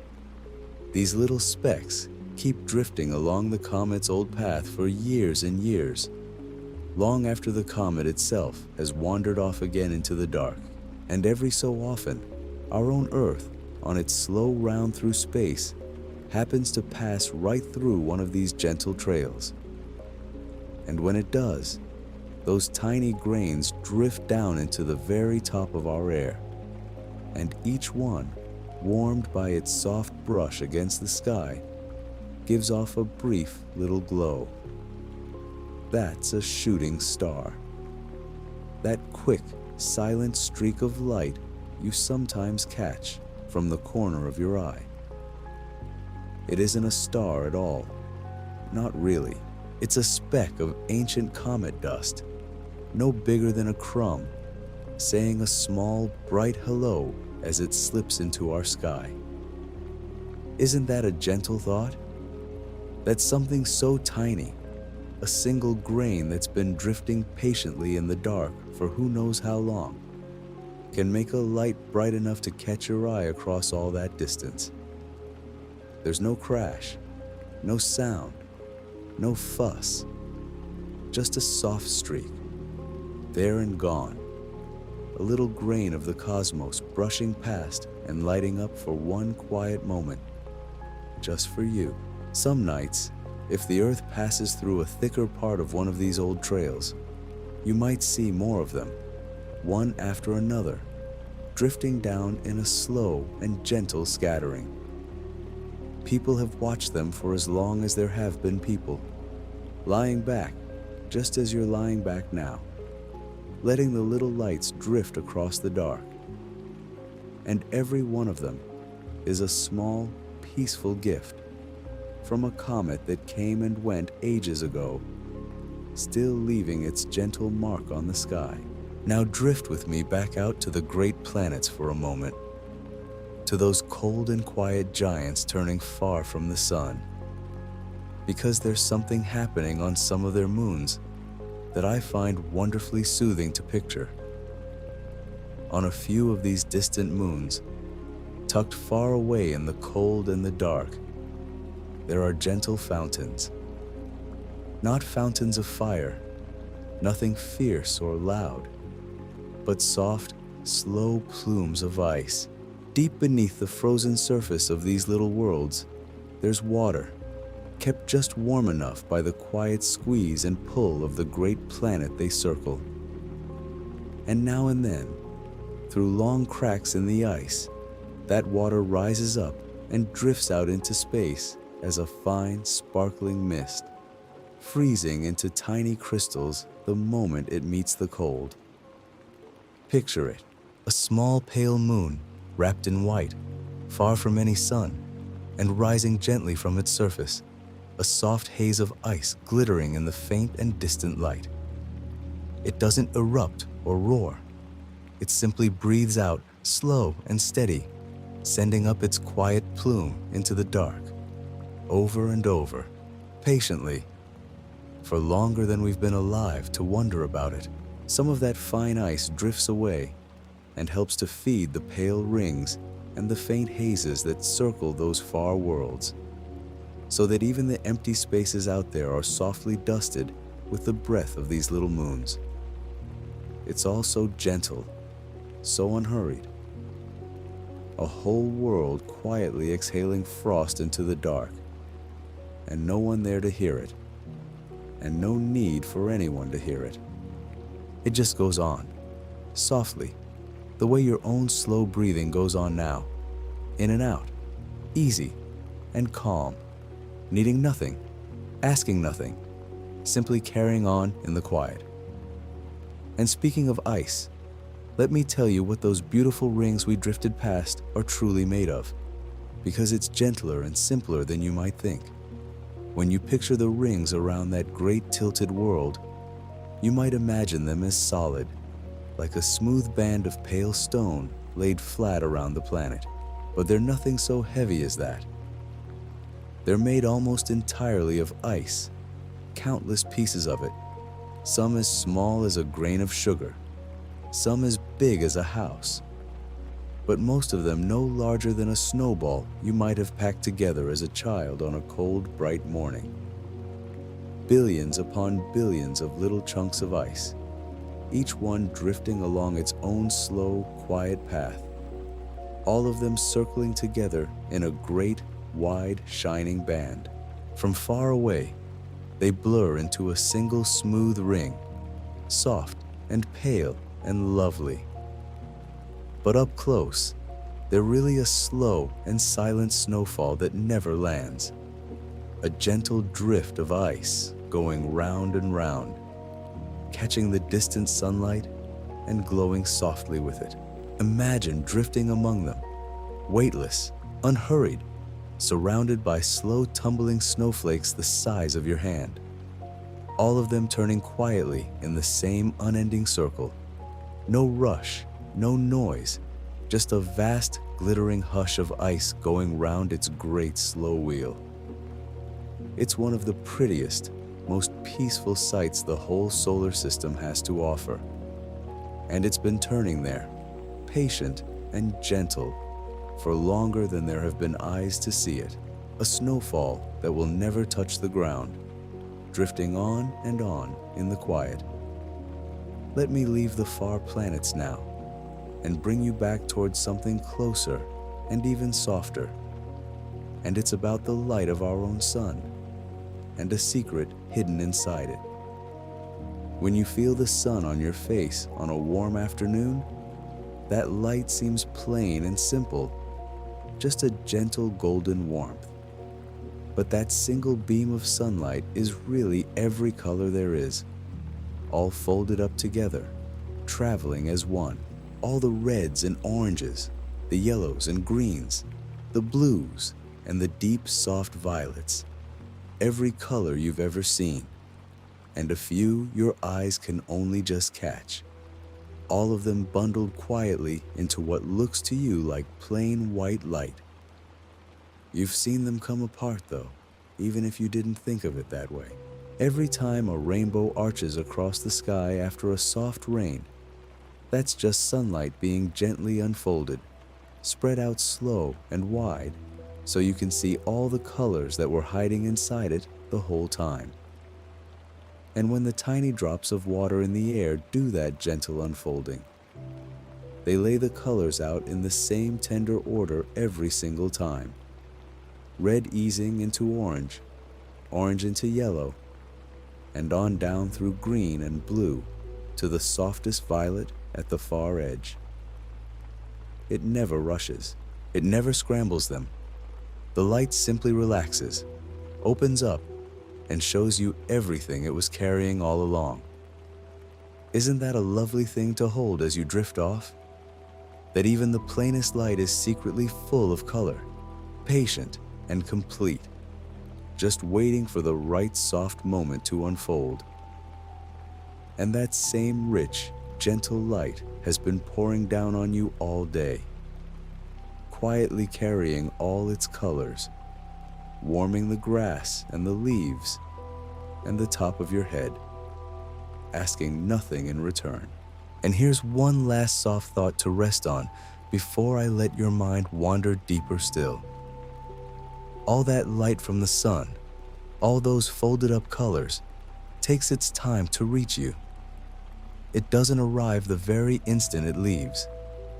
The sun is so far away that its light, quick as it is, spends a little over 8 minutes crossing all that distance to get here. So when you feel the warmth of the sun on a bright day, you're really feeling light that left it 8 minutes ago.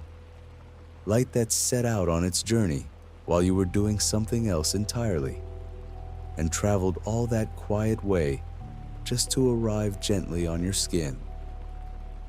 In a way, every bit of sunshine you've ever felt was already a little bit old by the time it reached you. A soft message sent a few minutes before, arriving right on time, warm and patient and unhurried. There's something so calm in that. The sun never rushes its light to us. It just sends it out, steady and constant, and lets it take exactly as long as it takes. And it always arrives. 8 quiet minutes, crossing all that dark, so that the grass can grow and the day can be bright and your face can feel warm.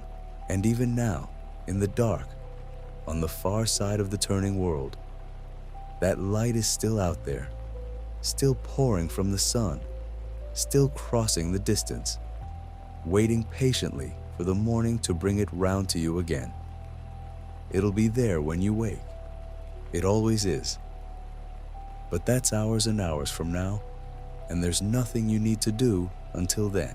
So let the thought of that gentle, unhurried light carry you down, soft and slow, the way it crosses the sky, in no hurry at all, certain to arrive, taking its own sweet time, and asking nothing of you but to rest and let it come. Let me tell you something soft about the space between everything, because it's one of those quiet truths that makes the whole night feel wider and kinder. You know how solid the blanket feels over you right now, how real and warm and heavy it is, how your hand pressed flat against it meets something that pushes gently back. Well, here's the gentle secret hidden inside all of it. Everything you can touch, the blanket, the ground beneath you, your own resting body, all of it is made of the tiniest little specks called atoms. And each one of those specks is almost entirely empty space. If you could shrink yourself down small enough to wander inside a single atom, you'd find a whisper of something at the very center, and then nothing but soft, open rooms stretching out all around it, wide and quiet and still. The solid world you know, the floor, the walls, the very bed you're lying on, is mostly gentle emptiness, held together by the softest kind of pull. And somehow, out of all that quiet, open space, everything that feels real to you is made. You are, in the loveliest way, mostly made of stillness. Isn't that a peaceful thing to carry down towards sleep? That even the firmest, most solid things around you are, deep down, more calm and open room than anything else. There's a quietness woven right into the heart of every single thing you can touch. And here's another gentle one to rest against. The world you're lying on is turning, slowly and steadily, all the time. And it always has been, and it always will be. And you never feel it for even a moment. Right now, as you lie here so perfectly still, the whole great ball of the earth is carrying you around in a slow, smooth circle, spinning once from one sunrise to the next. And it does this without a single bump or jolt or sound. That's why the sun seems to cross the sky each day, and why the stars wheel so gently overhead through the night. It isn't really them moving so much as it's us, turning quietly beneath them, carried along on this enormous turning world, like a child rocked ever so softly in a cradle.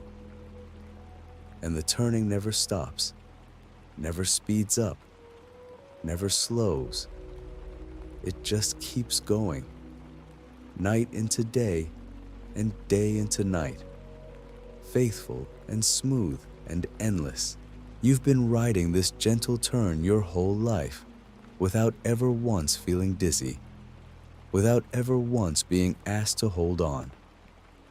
The earth simply carries you, the way it carries the oceans and the mountains and every sleeping creature on its surface, around and around through the dark and back into the light, asking nothing of you, letting you rest while it does all the turning for you. Let me tell you now about the color of our sun, because it's one of those small facts that surprises almost everyone and then settles into something rather lovely. When you picture the sun, you probably think of it as yellow, or maybe a warm golden orange, the color it takes on when it's sinking low and sleepy toward the edge of the world at the end of the day. But if you could rise up above all the air, up to where the astronauts float, and look at the sun from out there, you'd find that it isn't yellow at all. It's white. A pure, soft, even white. All its colors mixed together and shining out as one, just the way we talked about a little while ago. The gentle yellow we see down here is a gift from our own sky, from the way all that air between us and the sun scatters the light around, brushing a warm golden tint across it, especially when it hangs low and its light has farther to travel through the air to reach us. So the sun is really the color of fresh snow, the color of clean paper, the color of a cloud lit up from behind. And every warm golden evening you've ever watched, every soft amber sunset that made you stop and breathe for a moment, was your own gentle atmosphere painting that pure white light for you, turning it warm and kind just as the day winds down toward rest. Here's a soft thought about our nearest neighbor out in the dark, the little world we call Mars. It's a quiet, rust-colored place, smaller than our own, wrapped in a thin, cold sky the color of butterscotch, and it turns on its own gentle tilt much the way we do. Which means Mars has seasons, just like ours. Spring easing into summer, autumn cooling toward winter. The whole slow round of change playing out on a world where no one is watching. And a day on Mars, the time it takes that little world to turn once all the way around, is almost exactly as long as one of ours. Just a touch over 24 hours, only a little more than half an hour longer. Isn't that a companionable thing to think about? That far across the cold dark, there's another world keeping nearly the same slow rhythm we do, waking and turning and settling into night on almost the very same schedule.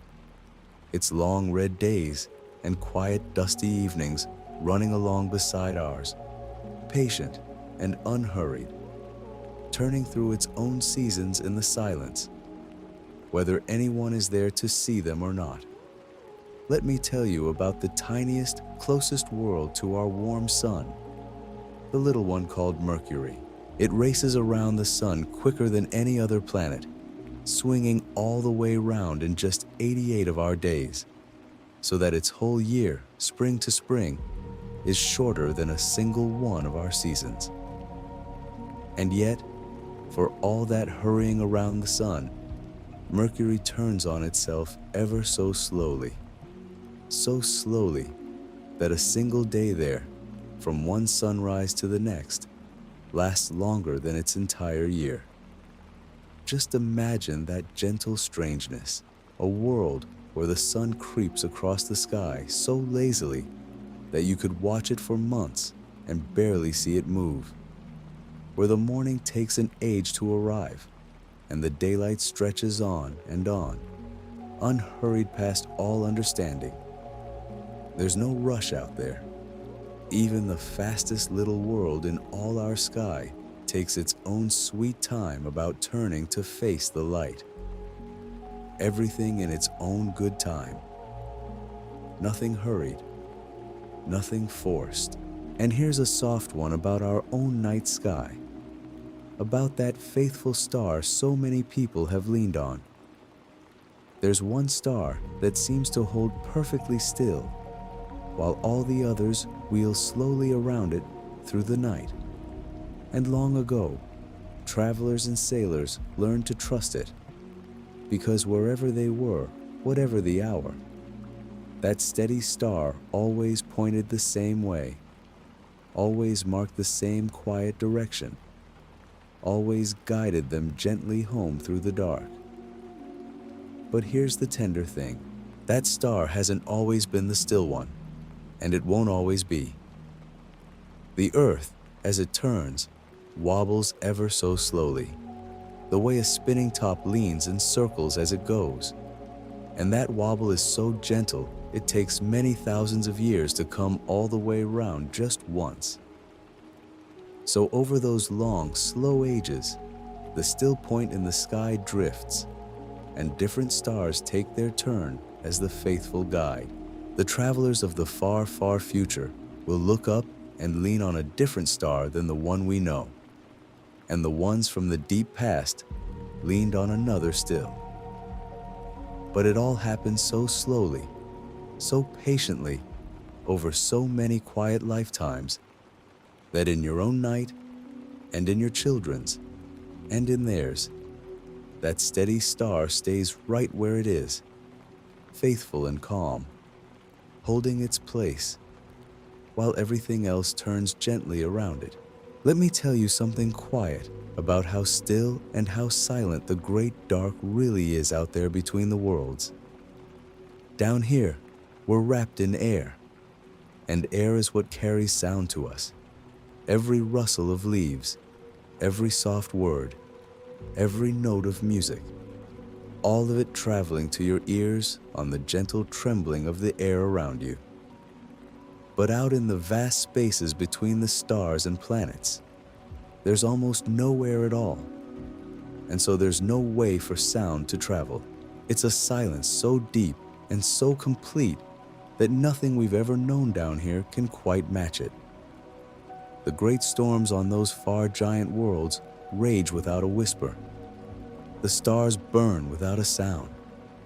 Whole clouds of glowing gas drift and swirl across distances too wide to imagine, and they do it in perfect, total quiet.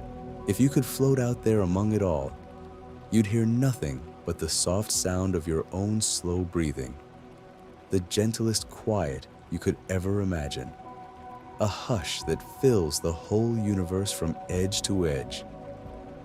There's something so restful in that, isn't there? That most of everything, nearly all of the great wide cosmos, is wrapped in the deepest and most peaceful silence there is. Here's a gentle thought about how very old the light of the night can be, and how patient. When you gaze up and pick out the faint dusty band arching overhead, that soft river of pale light we talked about before, you're looking across such enormous distances that the light gathering in your eyes set out on its long journey ages and ages ago.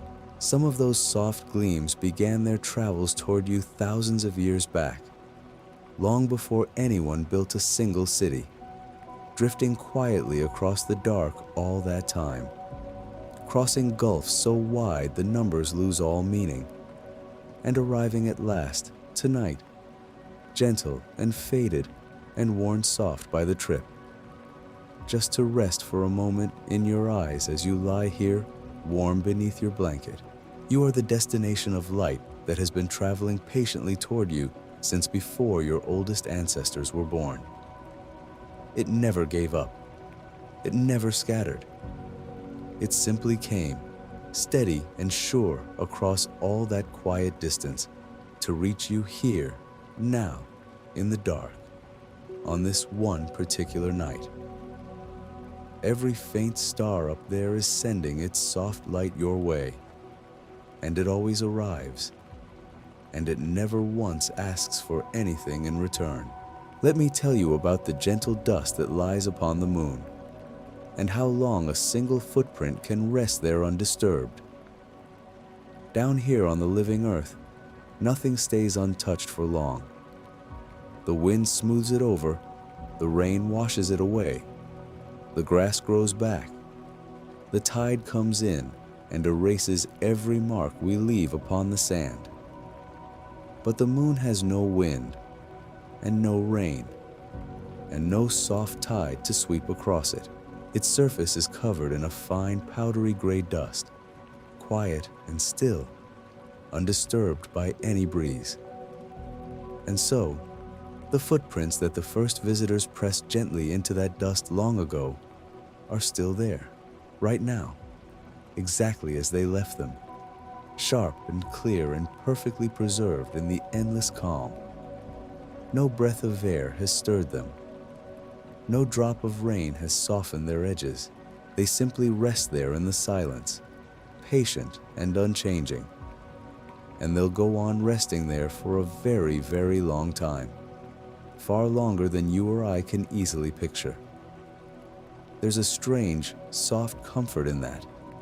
The thought of those quiet marks kept safe in all that stillness, undisturbed, unhurried, waiting in the gentle gray dust, while the whole bright earth turns and turns below. And one last soft thought, before I let your mind drift deeper still. Everything out there, every star and world and drifting cloud of glowing gas, is held together and guided by the gentlest force there is, a soft and patient pull that reaches quietly across all that empty space. It's the very same pull that keeps you settled softly against your bed right now, the same gentle hold that keeps the moon circling faithfully around us and the earth swinging slowly around the sun. It never grabs, never yanks, never hurries. It just holds, steady and constant and kind, across every distance, near and impossibly far. It's holding the oceans to the shore, and the air to the world, and you to the warm ground beneath you, this very moment, without any effort at all. You don't have to do a single thing to stay held. You never have. The whole universe is leaning gently on this same soft, patient pull. All the great slow worlds resting into it, just as you're resting now. And it will go on holding all of them, and holding you, quietly and faithfully, all through the long and gentle night, asking nothing of you but to let go and settle and rest. Let me tell you something soft about how a star is born. because it's one of the calmest beginnings there is. Out there in the great dark, in those vast quiet clouds of gas and dust we drifted through a while ago, nothing seems to be happening at all. It's still, it's cold, it's patient beyond anything we know. And then, ever so slowly, you'd never catch it happening. Even if you watched for 1,000 years, the gentlest pull begins to gather that thin, scattered stuff together. A little here, a little there, drawn in by that same soft, faithful force that holds you to your bed tonight. There's no rush to it. There's no drama. Just a quiet coming together over ages and ages, atom drifting toward atom in the dark, until at last, deep in the heart of that slowly gathering cloud, it grows warm, and then warmer still. And one soft day, a new light kindles in the middle of all that patience, and a star begins to shine. That's how every single one of them started. Every star you can see tonight was once nothing but a cold, quiet drift of dust that took its time, and gathered itself gently, and became a light. There's no hurry anywhere in it. Even the making of a sun is a slow and peaceful thing. And here's a tender little thought to rest beside that one. When a star is born, it's almost never born alone. Out of those same great clouds, whole nurseries of stars come glowing to life together. Dozens, hundreds, sometimes thousands of them, all kindled from the same soft gathering of dust, like a whole clutch of little lights waking up side by side in the dark. For a long, long while they drift together, these newborn suns, keeping close company in the quiet, sharing the same gentle corner of space. Our own sun was born that way once, long ago, cradled among brothers and sisters made from the very same cloud. They've all wandered their separate slow ways by now, scattered kindly across the sky over all those ages. But they were together at the start, warm and close in the same soft cradle. I find that a lovely thing to hold on to as you lie here. Even the stars began their lives gently held among others, none of them alone at the very start. Let me tell you now about the softest kind of light in all the sky. The light that isn't quite starlight and isn't quite anything else. On the very clearest, darkest nights, long after the sun has gone all the way down, and even the last glow along the edge of the world has faded, there's a faint and gentle brightness that lingers, spread ever so thinly across the whole dome of the sky. It's so soft you'd hardly notice it, so quiet it hides behind the smallest lamp or the thinnest cloud. But it's there, a tender, even glow that fills the dark between the stars. Some of it is the light of countless faraway suns, too distant to pick out one by one, all their little glows blending together into one smooth wash of faint silver. Some of it is sunlight, believe it or not, catching on the finest scattering of dust that drifts through our own quiet corner of space. Dust so fine and so far apart it never troubles anyone, just hangs there in the dark, catching a little light and passing it gently on. So even on the darkest night, the sky is never truly black. It's always holding a little glow for you, a soft and steady brightness kept alive by the light of 1,000 distant things. None of them close, none of them loud, all of them quietly shining together so that the night is never quite as empty as it looks. Drift a little farther with me now, back out toward the great slow giants for just a moment, because there's one more gentle thing I want you to know about them. You'd think, being so enormous, those big worlds would turn slowly, ponderously, taking their heavy time to spin around once. but it's the other way around, and there's something soothing in it.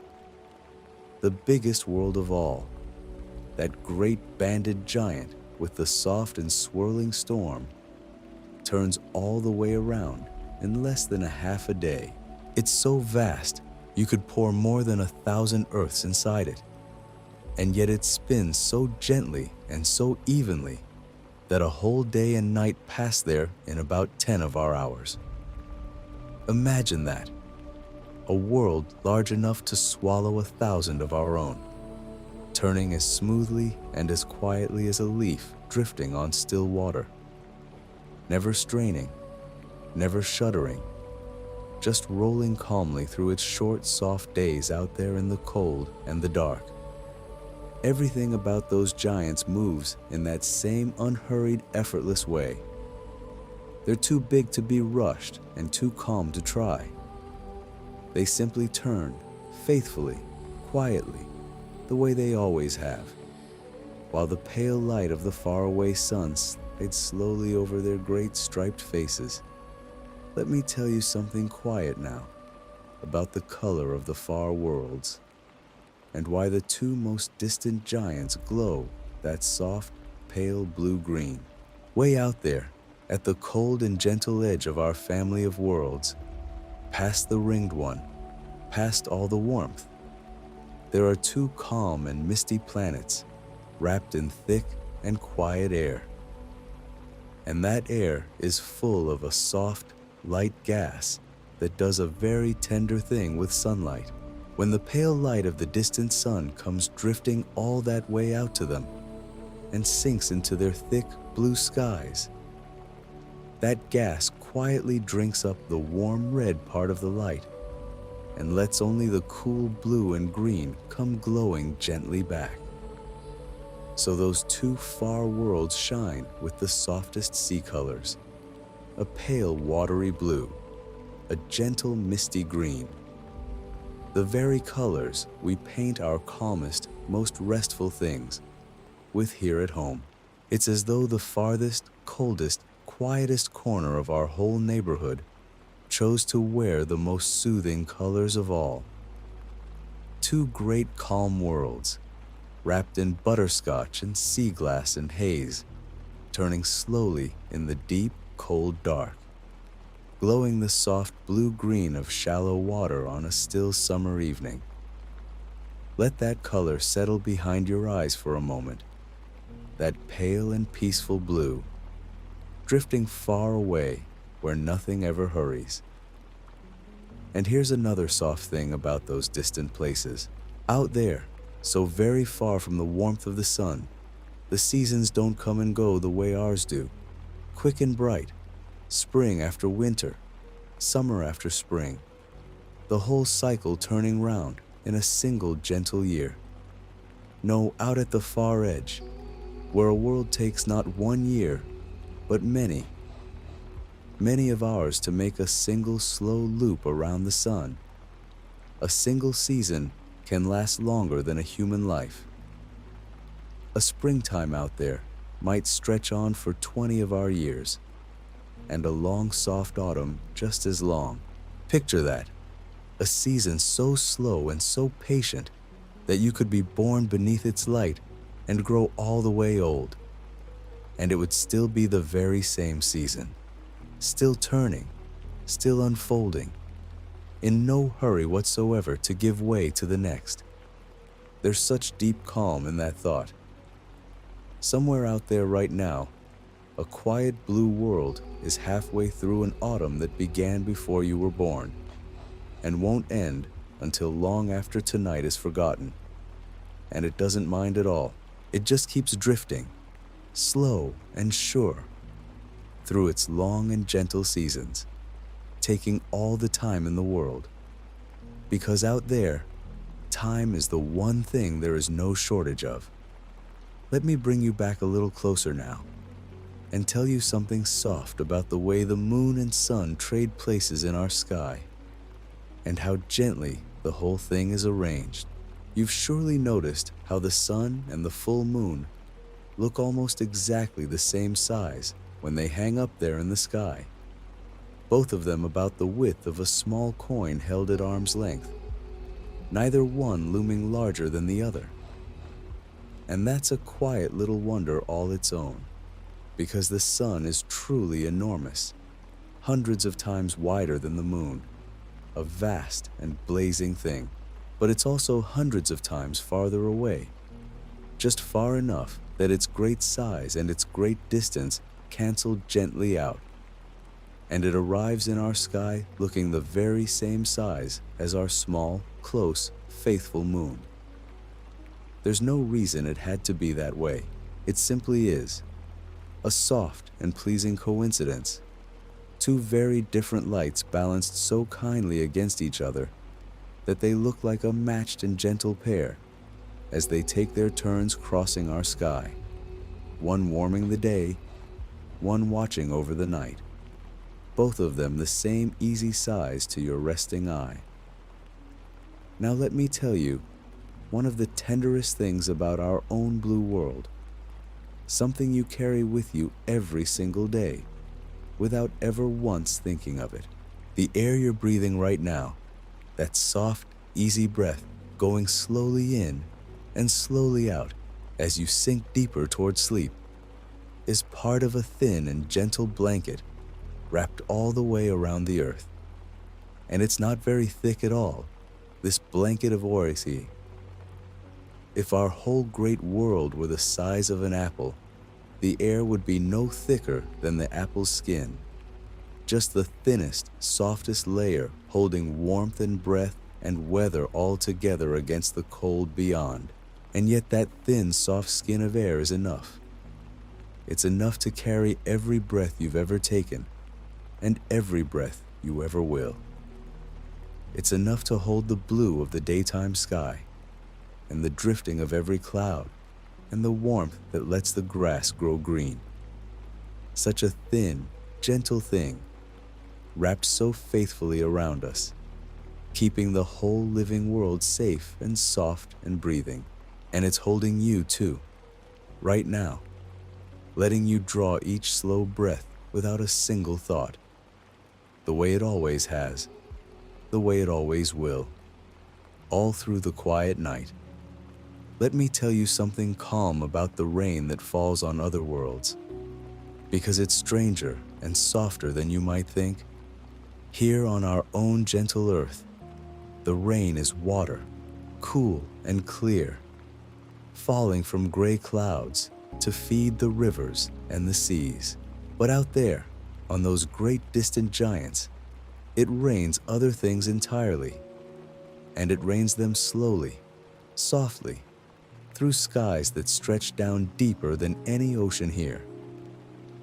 On one of those far worlds, high in the cold, thick air, it's thought to rain the softest flakes of something like diamond, drifting down and down through the endless sky, gentle as snow, glittering faintly in the pale far light before they sink away into the deep. Imagine that, a slow and quiet snowfall of tiny shining things falling forever through the calm of a world too far away to ever trouble us. There's no one out there to be dazzled by it, no one to catch it or keep it. It simply falls, soft and unhurried, glittering quietly in the dark, a gentle, endless snow on a world that has no idea it's beautiful. The whole cosmos is full of quiet marvels like that, happening softly in places no eye will ever see, asking for nothing, just drifting gently on. And one more soft thought before I let you sink a little deeper. Think of how patient the light of morning is, and how faithfully it comes. Right now, on the far side of our turning world, the sun is already up, already pouring its warm gold across seas and fields and sleeping towns. And it's coming slowly, steadily, toward you, one gentle degree of turning at a time. You don't have to do anything to bring it. You don't have to wait up for it, or watch for it, or worry it won't arrive. It's already on its way, already sliding softly around the curve of the world toward the window where you lie. And it will get here. It always does, quietly lifting over the edge of things while you rest. So there's nothing at all to hold on to tonight. The morning is taking care of itself, turning gently toward you across the dark. And all you have to do is let the night carry you softly along until it comes. Rest now. The light is coming, slow and sure and kind. And it will find you here, warm and safe and deeply, deeply at ease, exactly where you are. Let me tell you something gentle about the shooting stars you sometimes catch out of the corner of your eye, because the truth of them is softer and sweeter than you'd ever guess. When you see that quick, bright streak slip across the dark and vanish, you might imagine it's some great rock, some heavy thing come tumbling out of the sky. But nearly always, the little spark that made that streak was no bigger than a grain of sand. Just a tiny speck, drifting quietly through space for who knows how long. Maybe millions of years of slow and patient wandering, until at last it brushed against the very top of our soft blanket of air and warmed to a glow and gave us one small, silent flash of light. Think of that, something no larger than a crumb, traveling all that endless way through the dark, only to arrive here, over your quiet corner of the world, and light up for the briefest moment before it's gone. And on certain nights of the year, when our turning world drifts through a trail of that fine old dust left behind by some wandering comet long ago, the sky gives us more of them, a slow and gentle scattering of soft, bright streaks, one here, then another there, drifting down through the dark while you lie still and warm beneath them. There's nothing to do but watch, or not even watch. Nothing to catch, nothing to keep. Just tiny grains of the old sky, coming home one by one, quiet as falling snow. And here's a soft thought to rest beside that one. The stars you gather into shapes on a clear night, the little patterns people have traced and named for thousands and thousands of years, aren't really close together at all. They only look that way from where you lie. Two stars that seem to sit side by side, close enough to touch, might in truth be so far apart that one of them is many, many times farther from us than the other, each one drifting alone through its own vast pocket of the dark. When you look up and see a shape you know, it's a bit like looking through a window and seeing a nearby leaf and a faraway hill both framed together, seeming for a moment to belong to the same soft picture. The shapes were never really out there. They were always something gentle we made ourselves, a way of holding the great scattered sky in our minds and finding our way through it and feeling, somehow, a little more at home beneath all those distant suns. And that's a kind thing, isn't it? That people have always looked up at that same wide dark and found pictures in it, found company in it, found a quiet comfort in tracing the same soft lines your own tired eyes might trace tonight, if they were open. But let them stay closed. The shapes are up there whether you look or not, keeping their slow watch over the night. The same shapes your grandparents saw, and their grandparents before them, all the way back and back through every soul who ever lay down beneath the stars and felt a little wonder before sleep.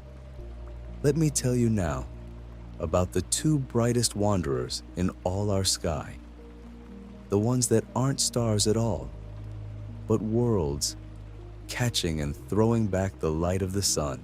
One of them is the little world nearest to us, a soft and cloud-wrapped place. And when the conditions are just right, it shines so brightly in the early evening or the hour before dawn. that people have wondered at it for as long as there have been people to wonder. Long ago, some believed it was two different lights, one that came in the soft of the morning and one that came in the hush of the evening. A morning light and an evening light, two gentle companions bracketing the day. But it was only ever the one, the same patient world, sometimes leading the sun up over the edge of the world in the morning, sometimes lingering behind it in the west as the day let go. Imagine that, thinking for years and years that you had two quiet friends in the sky, and then one day, understanding, gently, that it had always been just the one, faithfully there at both ends of your day, seeing you into the morning and out of the evening, keeping you soft company through all the hours between. There's something so tender in that. And it's still up there now, that same cloud-wrapped world, glowing quietly somewhere along the edges of the night, whether above your half of the world or the other, shining steadily on with no idea at all that anyone below ever loved it enough to give it two names. Now here's a thing about size that I find eases the mind rather than troubles it.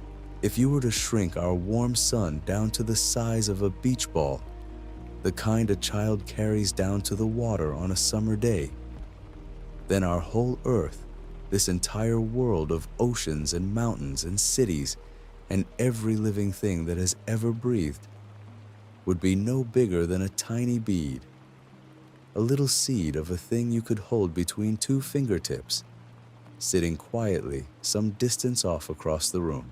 And the farthest of the great slow giants would be a small marble rolled away into the corner, ever so far from the beach ball at the center. All that space between them, all that gentle emptiness, and it moves so slowly and so smoothly that from the inside it feels like perfect stillness. I don't tell you this to make you feel small in any cold or lonely way. Quite the opposite. Feel how held you are inside all that vastness. Feel how the great warm ball of the sun keeps its little bead of a world turning faithfully around it, year after year after year, never letting go, never wandering off, always keeping us at just the right soft distance, not too near the heat, not too far into the cold, right in that gentle place where water can be water and grass can grow green, and you can lie here now, warm and breathing, held in exactly the spot you were always meant to be. Let me tell you something quiet about the moons that circle that great striped giant we visited a while back. The big one with the endless calm storm. It has a whole family of moons, more than most people would ever guess, dozens upon dozens of them. But 4 of them are large and bright, and they move in a slow and gentle dance that anyone can follow with even the smallest glass to hold up to the eye. Night after night, they shift their places, sliding one way and then the other, sometimes strung out in a neat little line beside the planet, sometimes gathered close, sometimes one of them slipping quietly behind the great world and vanishing for a while before it drifts softly back into view. Long ago, one patient watcher turned a small glass toward that giant and saw those 4 little points of light night after night, and slowly understood that they were circling it, going round and round it the way the moon goes round us. And that was one of the first gentle hints that not everything in all the wide sky turns around us alone. Imagine watching them, evening after quiet evening, jotting down where each little light had wandered to, slowly reading the soft rhythm of their dance. They're still dancing now, those 4 bright moons, wheeling round their great striped world in the cold and the dark, keeping their slow and faithful time, the same steps they were treading long before anyone below ever thought to look. The same steps they'll go on treading long after this night has softened into morning, and this morning into all the mornings still to come. And here's another soft one, about the length of a day out there on the great giants, which is a strange and soothing thing to think about. You might imagine that such enormous worlds, so much larger than our own, would turn slowly, ponderously, taking a long, long while to spin, once round. But it's the other way. Those two great giants, the striped one and the ringed one, are the fastest spinners of all. A single day on either of them, one full turn from morning to morning, passes in only about 10 of our hours. Think of that. A world so vast you could pour more than 1,000 Earths inside it, and yet it turns so quickly that its day is less than half of yours. And it's that swift, gentle spinning that pulls those giants a little wide around their middles, so they aren't perfectly round, but softly flattened, like a ball of dough spun on a fingertip, bulging just a touch at the waist. There's no violence in it, nothing you'd feel if you drifted there. Just a great soft world, turning and turning in the dark, wrapped in its endless calm bands of pale cloud, spinning out its short, quiet days one after another. No one to keep the time, no reason to hurry, only the slow, deep rhythm of a world doing what it has always done, turning gently on through the long and peaceful night. Let me tell you something tender about the far side of our own moon. The face, it never turns toward us, because the moon keeps the same gentle side always pointed our way. There's a whole half of it that no eye on earth ever saw, not once, through all the long ages of people looking up. For every soul who ever lived, for every watcher of every night since the very first, the moon showed only its one familiar face, its soft gray seas and pale bright highlands, the same patient face over and over, while the other side stayed quietly hidden, turned forever out toward the deep. Isn't that a gentle thought? That the moon has a whole hidden half, a soft gray country of its own, that spent all of history facing away into the dark, keeping its own quiet counsel, seen by no one at all. It isn't dark, not really. The sun's light falls on it just as often as it falls on the side we know, sweeping slowly across those hidden hills and hollows, through the moon's own long, slow day. It's only hidden from us, tucked gently out of sight, a private face the moon keeps turned away, not out of any secrecy, but simply because of the soft and patient way it moves, cradled in step with us, holding still the one side it always shows, the side that's up there now above one half of the world, glowing quietly, keeping its faithful watch, exactly as it always has. And let me leave you with one more soft thing before I let you drift deeper still. Think of how gently everything out there falls. When something drifts toward one of the great worlds, pulled in by that soft and patient tug we spoke of, it doesn't rush or plummet the way a stone drops down a well here at home. Out in the wide quiet of space, with nothing to slow it and all that room to move through, a falling thing curves and eases and drifts, tracing long, slow arcs, taking its time. The moon itself is really always falling toward us, forever leaning our way, and yet it never arrives, because it's moving sideways just fast enough to keep sliding gently past, round and round. Its endless falling turned into an endless soft circling. That's all an orbit really is, you know. Just a gentle, ceaseless falling that never lands, a soft leaning toward that goes round and round forever, calm and unhurried, held in perfect balance between the pull and the drift.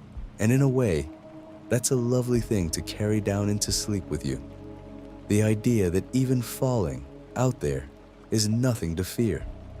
It's slow and it's soft, and it curves so kindly that it becomes a kind of rest all its own, a smooth and endless circling through the quiet dark.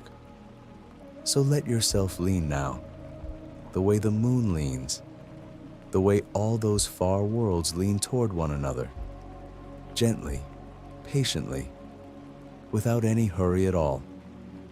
There's nothing to catch you, because there's nothing to fall from. Only the soft, slow turning of everything, carrying you along, round and round through the long, calm night, held exactly where you are, warm and safe and easy, drifting on toward the morning that's already, quietly, on its way. The color of a sunset on Mars, of all the gentle things to think about. Here at home, when the day is drawing to its close, the sky turns warm, doesn't it? All those soft oranges and roses and deep reds spilling out along the edge of the world as the sun slips down. But out there, on that quiet rust-colored world we drifted past a while ago, it's turned around, gently reversed. All through its long, dusty day, the Martian sky glows a pale, tired butterscotch, that soft, dusty tan we spoke of. And then, as its own small sun sinks toward the horizon, something lovely happens. Right there around the setting sun, the sky doesn't blush red the way ours does. It goes blue, a soft, cool, tender blue, gathering close around the sun as it sets, a little pool of gentle blue in all that dusty tan. It's the fine dust hanging in that thin air, sorting the light in its own quiet way, keeping the blue close to the sun instead of scattering it wide the way our thicker air does. So if you were ever to stand on that faraway world at the close of its day, tired and easy, you'd watch the sun go down into a small blue glow, the very opposite of the warm colors you know. Isn't that a soft thing to carry with you?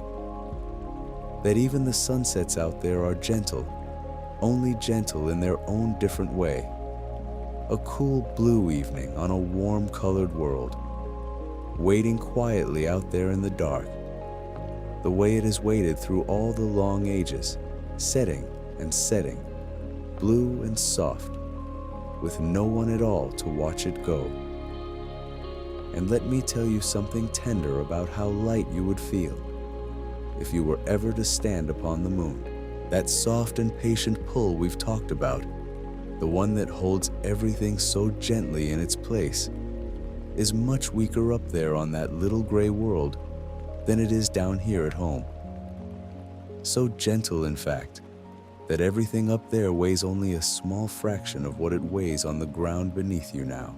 If you could carry yourself up onto those quiet, dusty plains, you'd find yourself grown wonderfully light, so light that a single easy step would lift you slowly up and let you drift back down as softly as a feather settling.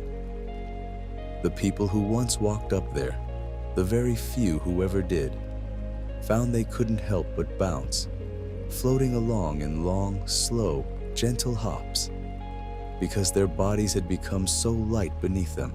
Everything falls slowly on the moon, you see, slow and soft and drifting. The way we spoke of before, a stone let go from your hand wouldn't drop and clatter. It would sink down through that airless quiet in a long, lazy, unhurried fall, taking its sweet time to reach the dust. Imagine how restful that would feel, to move so lightly, to have all your weight ease away until you're barely held down at all, just drifting gently over that pale, soft ground, with the black sky above and the round blue earth hanging quietly in it, far away and small and kind. Let yourself feel a little of that lightness now, here in your own soft bed, all your weight easing away, your body growing gentle and light and calm, sinking so slowly that it hardly feels like sinking at all.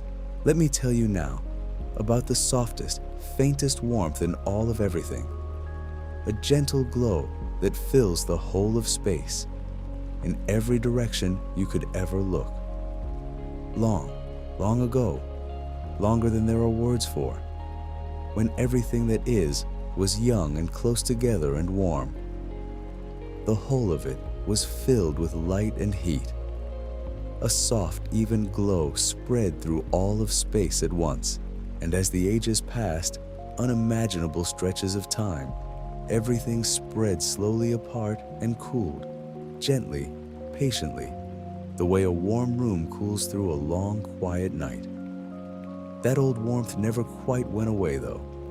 It only faded and softened and stretched itself thin, cooling down and down across all that time until now, it's the faintest whisper of warmth imaginable, just barely above the deepest cold there is. And it's everywhere. It fills every corner of the sky, a soft, even glow left over from the very beginning of things, so gentle and so faint that we didn't even know it was there until quite recently, when we learned to listen for it. Think of that, all around you, passing through this very room, through the walls and the window and the blanket, and you. There's the faintest, oldest warmth in all of creation, the gentle afterglow of the very first light there ever was, still drifting quietly through everything, still here, still soft, having traveled all this way through all this time just to be here now, humming its low, warm note through the whole of the dark. It's the calmest thing in the universe, that glow, so smooth and so even wherever you turn to face it, a soft blanket of ancient warmth wrapped around everything there is, and around you too, tonight, holding you gently in the very same warmth that has filled the sky since the beginning of all things. Let me tell you about the meteor showers that come round each year, faithful as the seasons, like old friends returning. We spoke a little while back of those quick, silent streaks of light that slip across the dark, the shooting stars, and how they're only tiny bits of grit meeting our air and glowing away in a moment. Well, some nights of the year are richer with them than others, and those nights come round again and again, year after year, always at the same gentle time. It happens because our world, in its long, slow round of the sun, passes each year through a trail of fine dust left drifting behind by some comet that wandered through long ago. And when we sweep through that soft, scattered trail, more of those little bits come brushing into our air than usual, and the sky fills with more of those quiet streaks, one after another, drifting down through the dark.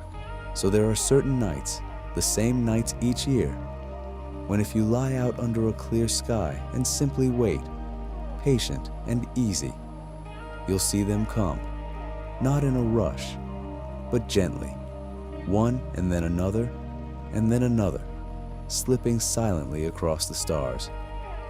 People have watched these same showers for thousands of years.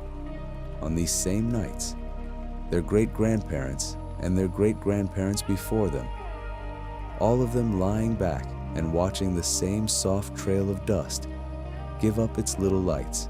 There's something so calming in that, isn't there?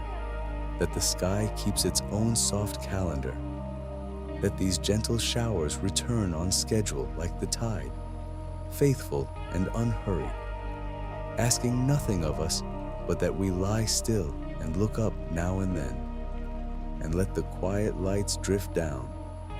Let me tell you something quiet about the farthest of the great giants, the deep blue one out at the very edge of the sun's family. and how it was found.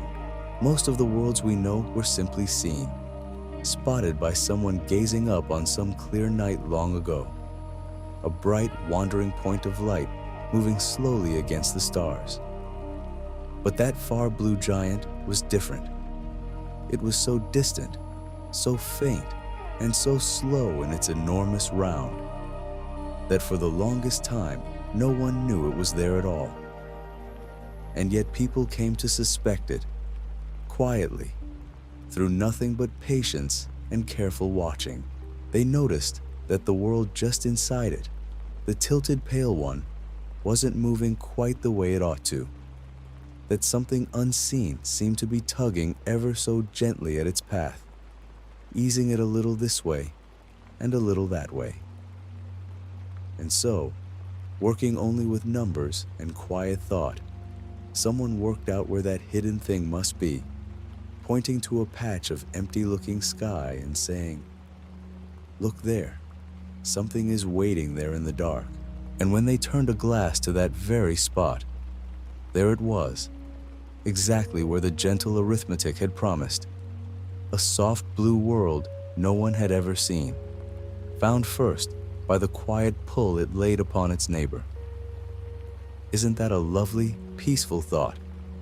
That a whole world, vast and blue and far away, could announce itself so softly, only by the gentle way it leaned on the world beside it, and that someone patient enough could feel that lean in the numbers and know it was there, waiting quietly in the dark to be found. And let me leave you with one last soft thing before I let you sink the rest of the way down. Think of how slowly a day passes on that veiled world we call our sister, the bright one wrapped in its thick, pale clouds, the one that shines so warmly in our evening and morning sky. You'd think, wouldn't you, that a world so close to ours in size might turn much as we do, giving itself a day and a night of much the same length as our own. But it doesn't. That world turns so slowly, so very gently on itself, that a single one of its days, one full turn from one sunrise round to the next, lasts longer than the whole of its year, longer than the time it takes to make its entire circle round the sun. Imagine that. A day longer than a year. If you lived there, wrapped in those soft, warm clouds, the sun would creep across your sky so slowly, so patiently, that you'd wait an age and more for a single sunrise, and then wait just as long again for it to set. And it turns backward too, ever so gently the other way, so that on that quiet world, the sun, slow as it is, would rise where we're used to seeing it go down, and set where we watch it rise. Everything about that place is slow and soft and turned around, drifting through its long, long days beneath its warm, pale clouds, in no hurry at all, taking more time to turn once than it takes to circle the whole sun. So let yourself borrow a little of that unhurried slowness now. Let your own turning slow right down. Let the day you've had drift far behind you. Let there be no hurry left in you at all, only the long, slow, gentle turning of everything, carrying you softly down and down toward the quiet, toward the rest that's waiting, toward the soft, deep sleep that's already, gently, gathering you in. Let me tell you something tender about how our own moon most likely came to be, because it's a gentle story to rest your mind on. Long, long ago, when the world beneath you was young and still soft and glowing, another wandering thing, near about the size of that little rust-colored world we call our neighbor, came drifting in, out of the dark, and met the young earth in a slow, enormous meeting. And out of all that warmth, a great spray of stuff was lifted up and set gently spinning around us. And over ages and ages it drew itself together, quietly patiently into the round, pale moon that watches over you tonight. So the moon isn't really a stranger at all. It's made of the same stuff as the ground you're lying on, born of the very same world. A piece of home lifted up into the sky long ago and set softly turning there. And it's been circling us faithfully ever since, keeping us company through every single night there has ever been. A close and gentle cousin drifting quietly overhead. Isn't that a warm thought to hold on to? That the light coming down on you now is falling from something that was once a part of this very earth, gone up to keep watch in the dark. And let me tell you about a distant moon, far out beyond the great floating world, with the rings, a soft orange moon called Titan, wrapped in a thick and hazy sky all its own. It's one of the strangest, gentlest places in all the sky, because out there, in the deep cold, it has rivers and lakes and slow drifting rains, just as we do. Only they aren't made of water at all out there. It's so terribly cold that the very stuff that would be gas in our warm air falls instead as a soft, cold rain, gathering into quiet pools and lazy rivers that wander across a dim and golden land beneath an orange sky. Imagine standing on a shore out there, in that deep amber hush, watching a slow river drift by under clouds you could never quite see through. Everything soft and dim and unhurried. A whole little world with weather of its own, raining gently in the dark so far from the sun. There's something wonderfully peaceful about knowing that even out there, so impossibly far away, the rain still falls and rivers still run, quietly, patiently, going about their slow business, whether anyone is ever there to see it or not. Let me tell you now about a wanderer that keeps a faithful appointment with our sky. Among all the countless comets that swing in from the cold and dark, there's one in particular that people have watched and loved for longer than almost anything else up there. It comes drifting back into view, close enough to see with our own eyes about once in a long human lifetime, so that most folks, if they're lucky, might catch it just the once, maybe twice, if they live a good long while. It came round in your grandparents' time, and it'll come round again for children not yet born, sweeping in its long, slow loop through the dark, and then gliding quietly away again, out past all the far planets, only to turn and begin the patient journey home once more. Think of that. All the while you're sleeping tonight, and all the nights after, that quiet traveler is out there in the cold, drifting steadily along its enormous circle, keeping its slow and certain promise to return. It doesn't hurry. It never has. It just goes on, patient as anything, and one distant day, it'll rise again over a world full of people who haven't yet been born, and they'll look up and marvel at it, just the way people have for thousands of years. And let me tell you something soft about the very edge of our sun's family, about the little frozen world we once counted among the planets, the small far one called Pluto. It's tiny, out there in the deep cold and the endless dark, so far away that our warm sun looks like nothing more than a very bright star in its sky, giving barely a whisper of light. And yet, when we finally sent a little traveler of our own all that long way out to look at it, we found something lovely. Across the face of that small, quiet world, spread out plain as anything, there lies a great pale patch shaped almost exactly like a heart, a soft and gentle heart, drawn upon the surface of the loneliest little world at the edge of everything. Isn't that a kind thing to think about? that the farthest, coldest, most solitary place we've ever gone to look at should greet us with the shape of a heart, sitting patiently in the dark all that time, waiting for someone to come far enough to see it. Let me tell you something quiet about just how many stars there really are, though it's a number too soft and too enormous for the mind to truly hold.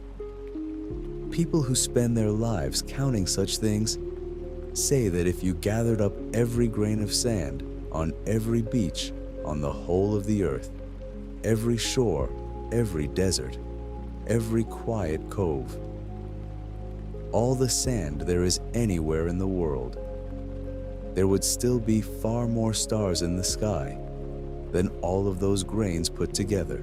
Every single one of those uncountable stars is a sun of its own, many with their own quiet worlds turning around them in the dark. And you don't need to count them, or name them, or understand a single thing about them. You only need to know that they're there, more of them than you could ever tire of, burning softly and patiently across distances beyond all imagining, and that they'll go right on shining whether you're awake to see them or fast asleep. Let that be a comfort, not a puzzle. There's no end to them, no edge you could ever reach, only more and more soft light, scattered endlessly through the gentle dark. And here's a small and tender thing about why the stars seem to shimmer and twinkle so on a clear night. It isn't the stars themselves flickering at all. Out there in space, each one shines with a steady, unwavering light that never so much as wavers.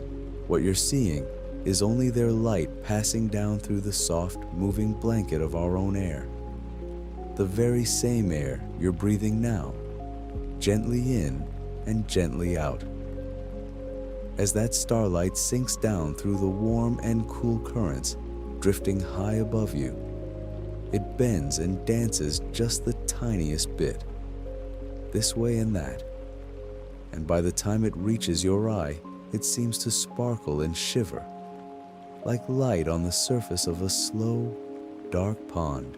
So every twinkle you see is really the whole of our own atmosphere, cradling that ancient light one last time before it reaches you, rocking it softly, the way you might rock something small and precious, right at the very end of its long, long journey home.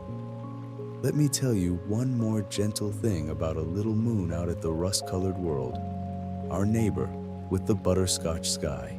It has two small moons, and one of them, the closer of the pair, drifts round its world so near and so low that it slips across the sky far quicker than our own faithful moon ever does, rising and setting more than once in a single one of that world's days.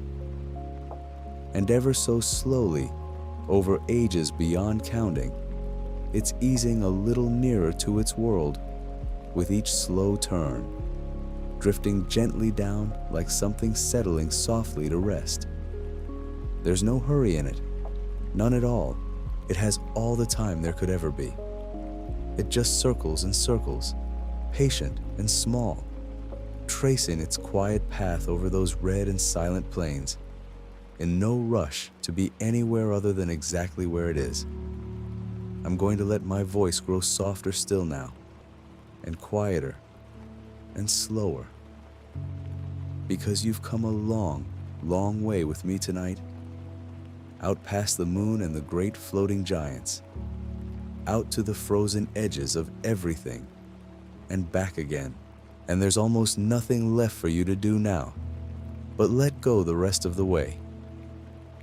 If this quiet little journey is drifting on toward another one, if you can feel the next gentle voyage beginning to gather at the edges of the dark, you don't need to reach for anything or lift a single finger.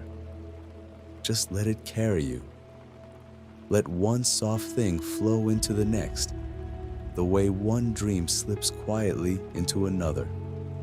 No seam between them, no waking, only more of that gentle wandering through the calm. There's nowhere you need to be and nothing you need to do. The night will keep unfolding on its own, patient and slow, whether you follow it or let it go. So let it go if it wants to go, and let it stay if it wants to stay, and let yourself simply drift along wherever the quiet takes you. And if these slow walks through the stars have brought you any ease at all, if they've helped you set the day down and sink a little more softly towards sleep, then some other evening, whenever it suits you, you might quietly follow along. So the next calm night is waiting here for you when you need it. There's no hurry in that either. It can wait for tomorrow, or the night after, or whenever you happen to think of it. For now, there's nothing to press, nothing to do, only the warm and heavy quiet settling over you, like the last fold of a blanket pulled gently up. So let everything grow still now. Let the great wheel of stars go on turning far above you, slow and silent and endlessly patient, needing nothing from you at all. Let the far worlds drift along their long, quiet paths in the dark. The ringed one floating, the blue one leaning softly on its neighbor, the little frozen heart waiting way out at the edge, all of them turning gently on without a care, exactly as they have for longer than there have been eyes to see them. Let the moon keep its faithful watch over you, that old piece of home lifted up into the night, and let yourself be one more quiet thing among all those quiet things, resting easy under the same soft sky, held gently in the same patient dark, going nowhere, needing nothing, simply here, simply breathing, simply drifting down and down into the deep and easy rest that's been waiting for you all along. There's nothing more to think about now, nothing more to wonder at, nothing more to hold. You can let the last little thoughts thin out and drift apart like clouds pulling loose in a slow night wind, until there's more quiet in you than there is anything else at all. The stars will keep shining. The worlds will keep turning. The long, gentle night will go right on wrapping itself softly around the whole of the earth, and around you, and around this one small, peaceful moment, for as long as you need it to. Rest now. You've traveled far enough. Let it all go soft and dim and quiet, and let sleep come the rest of the way and gather you gently in. Good night.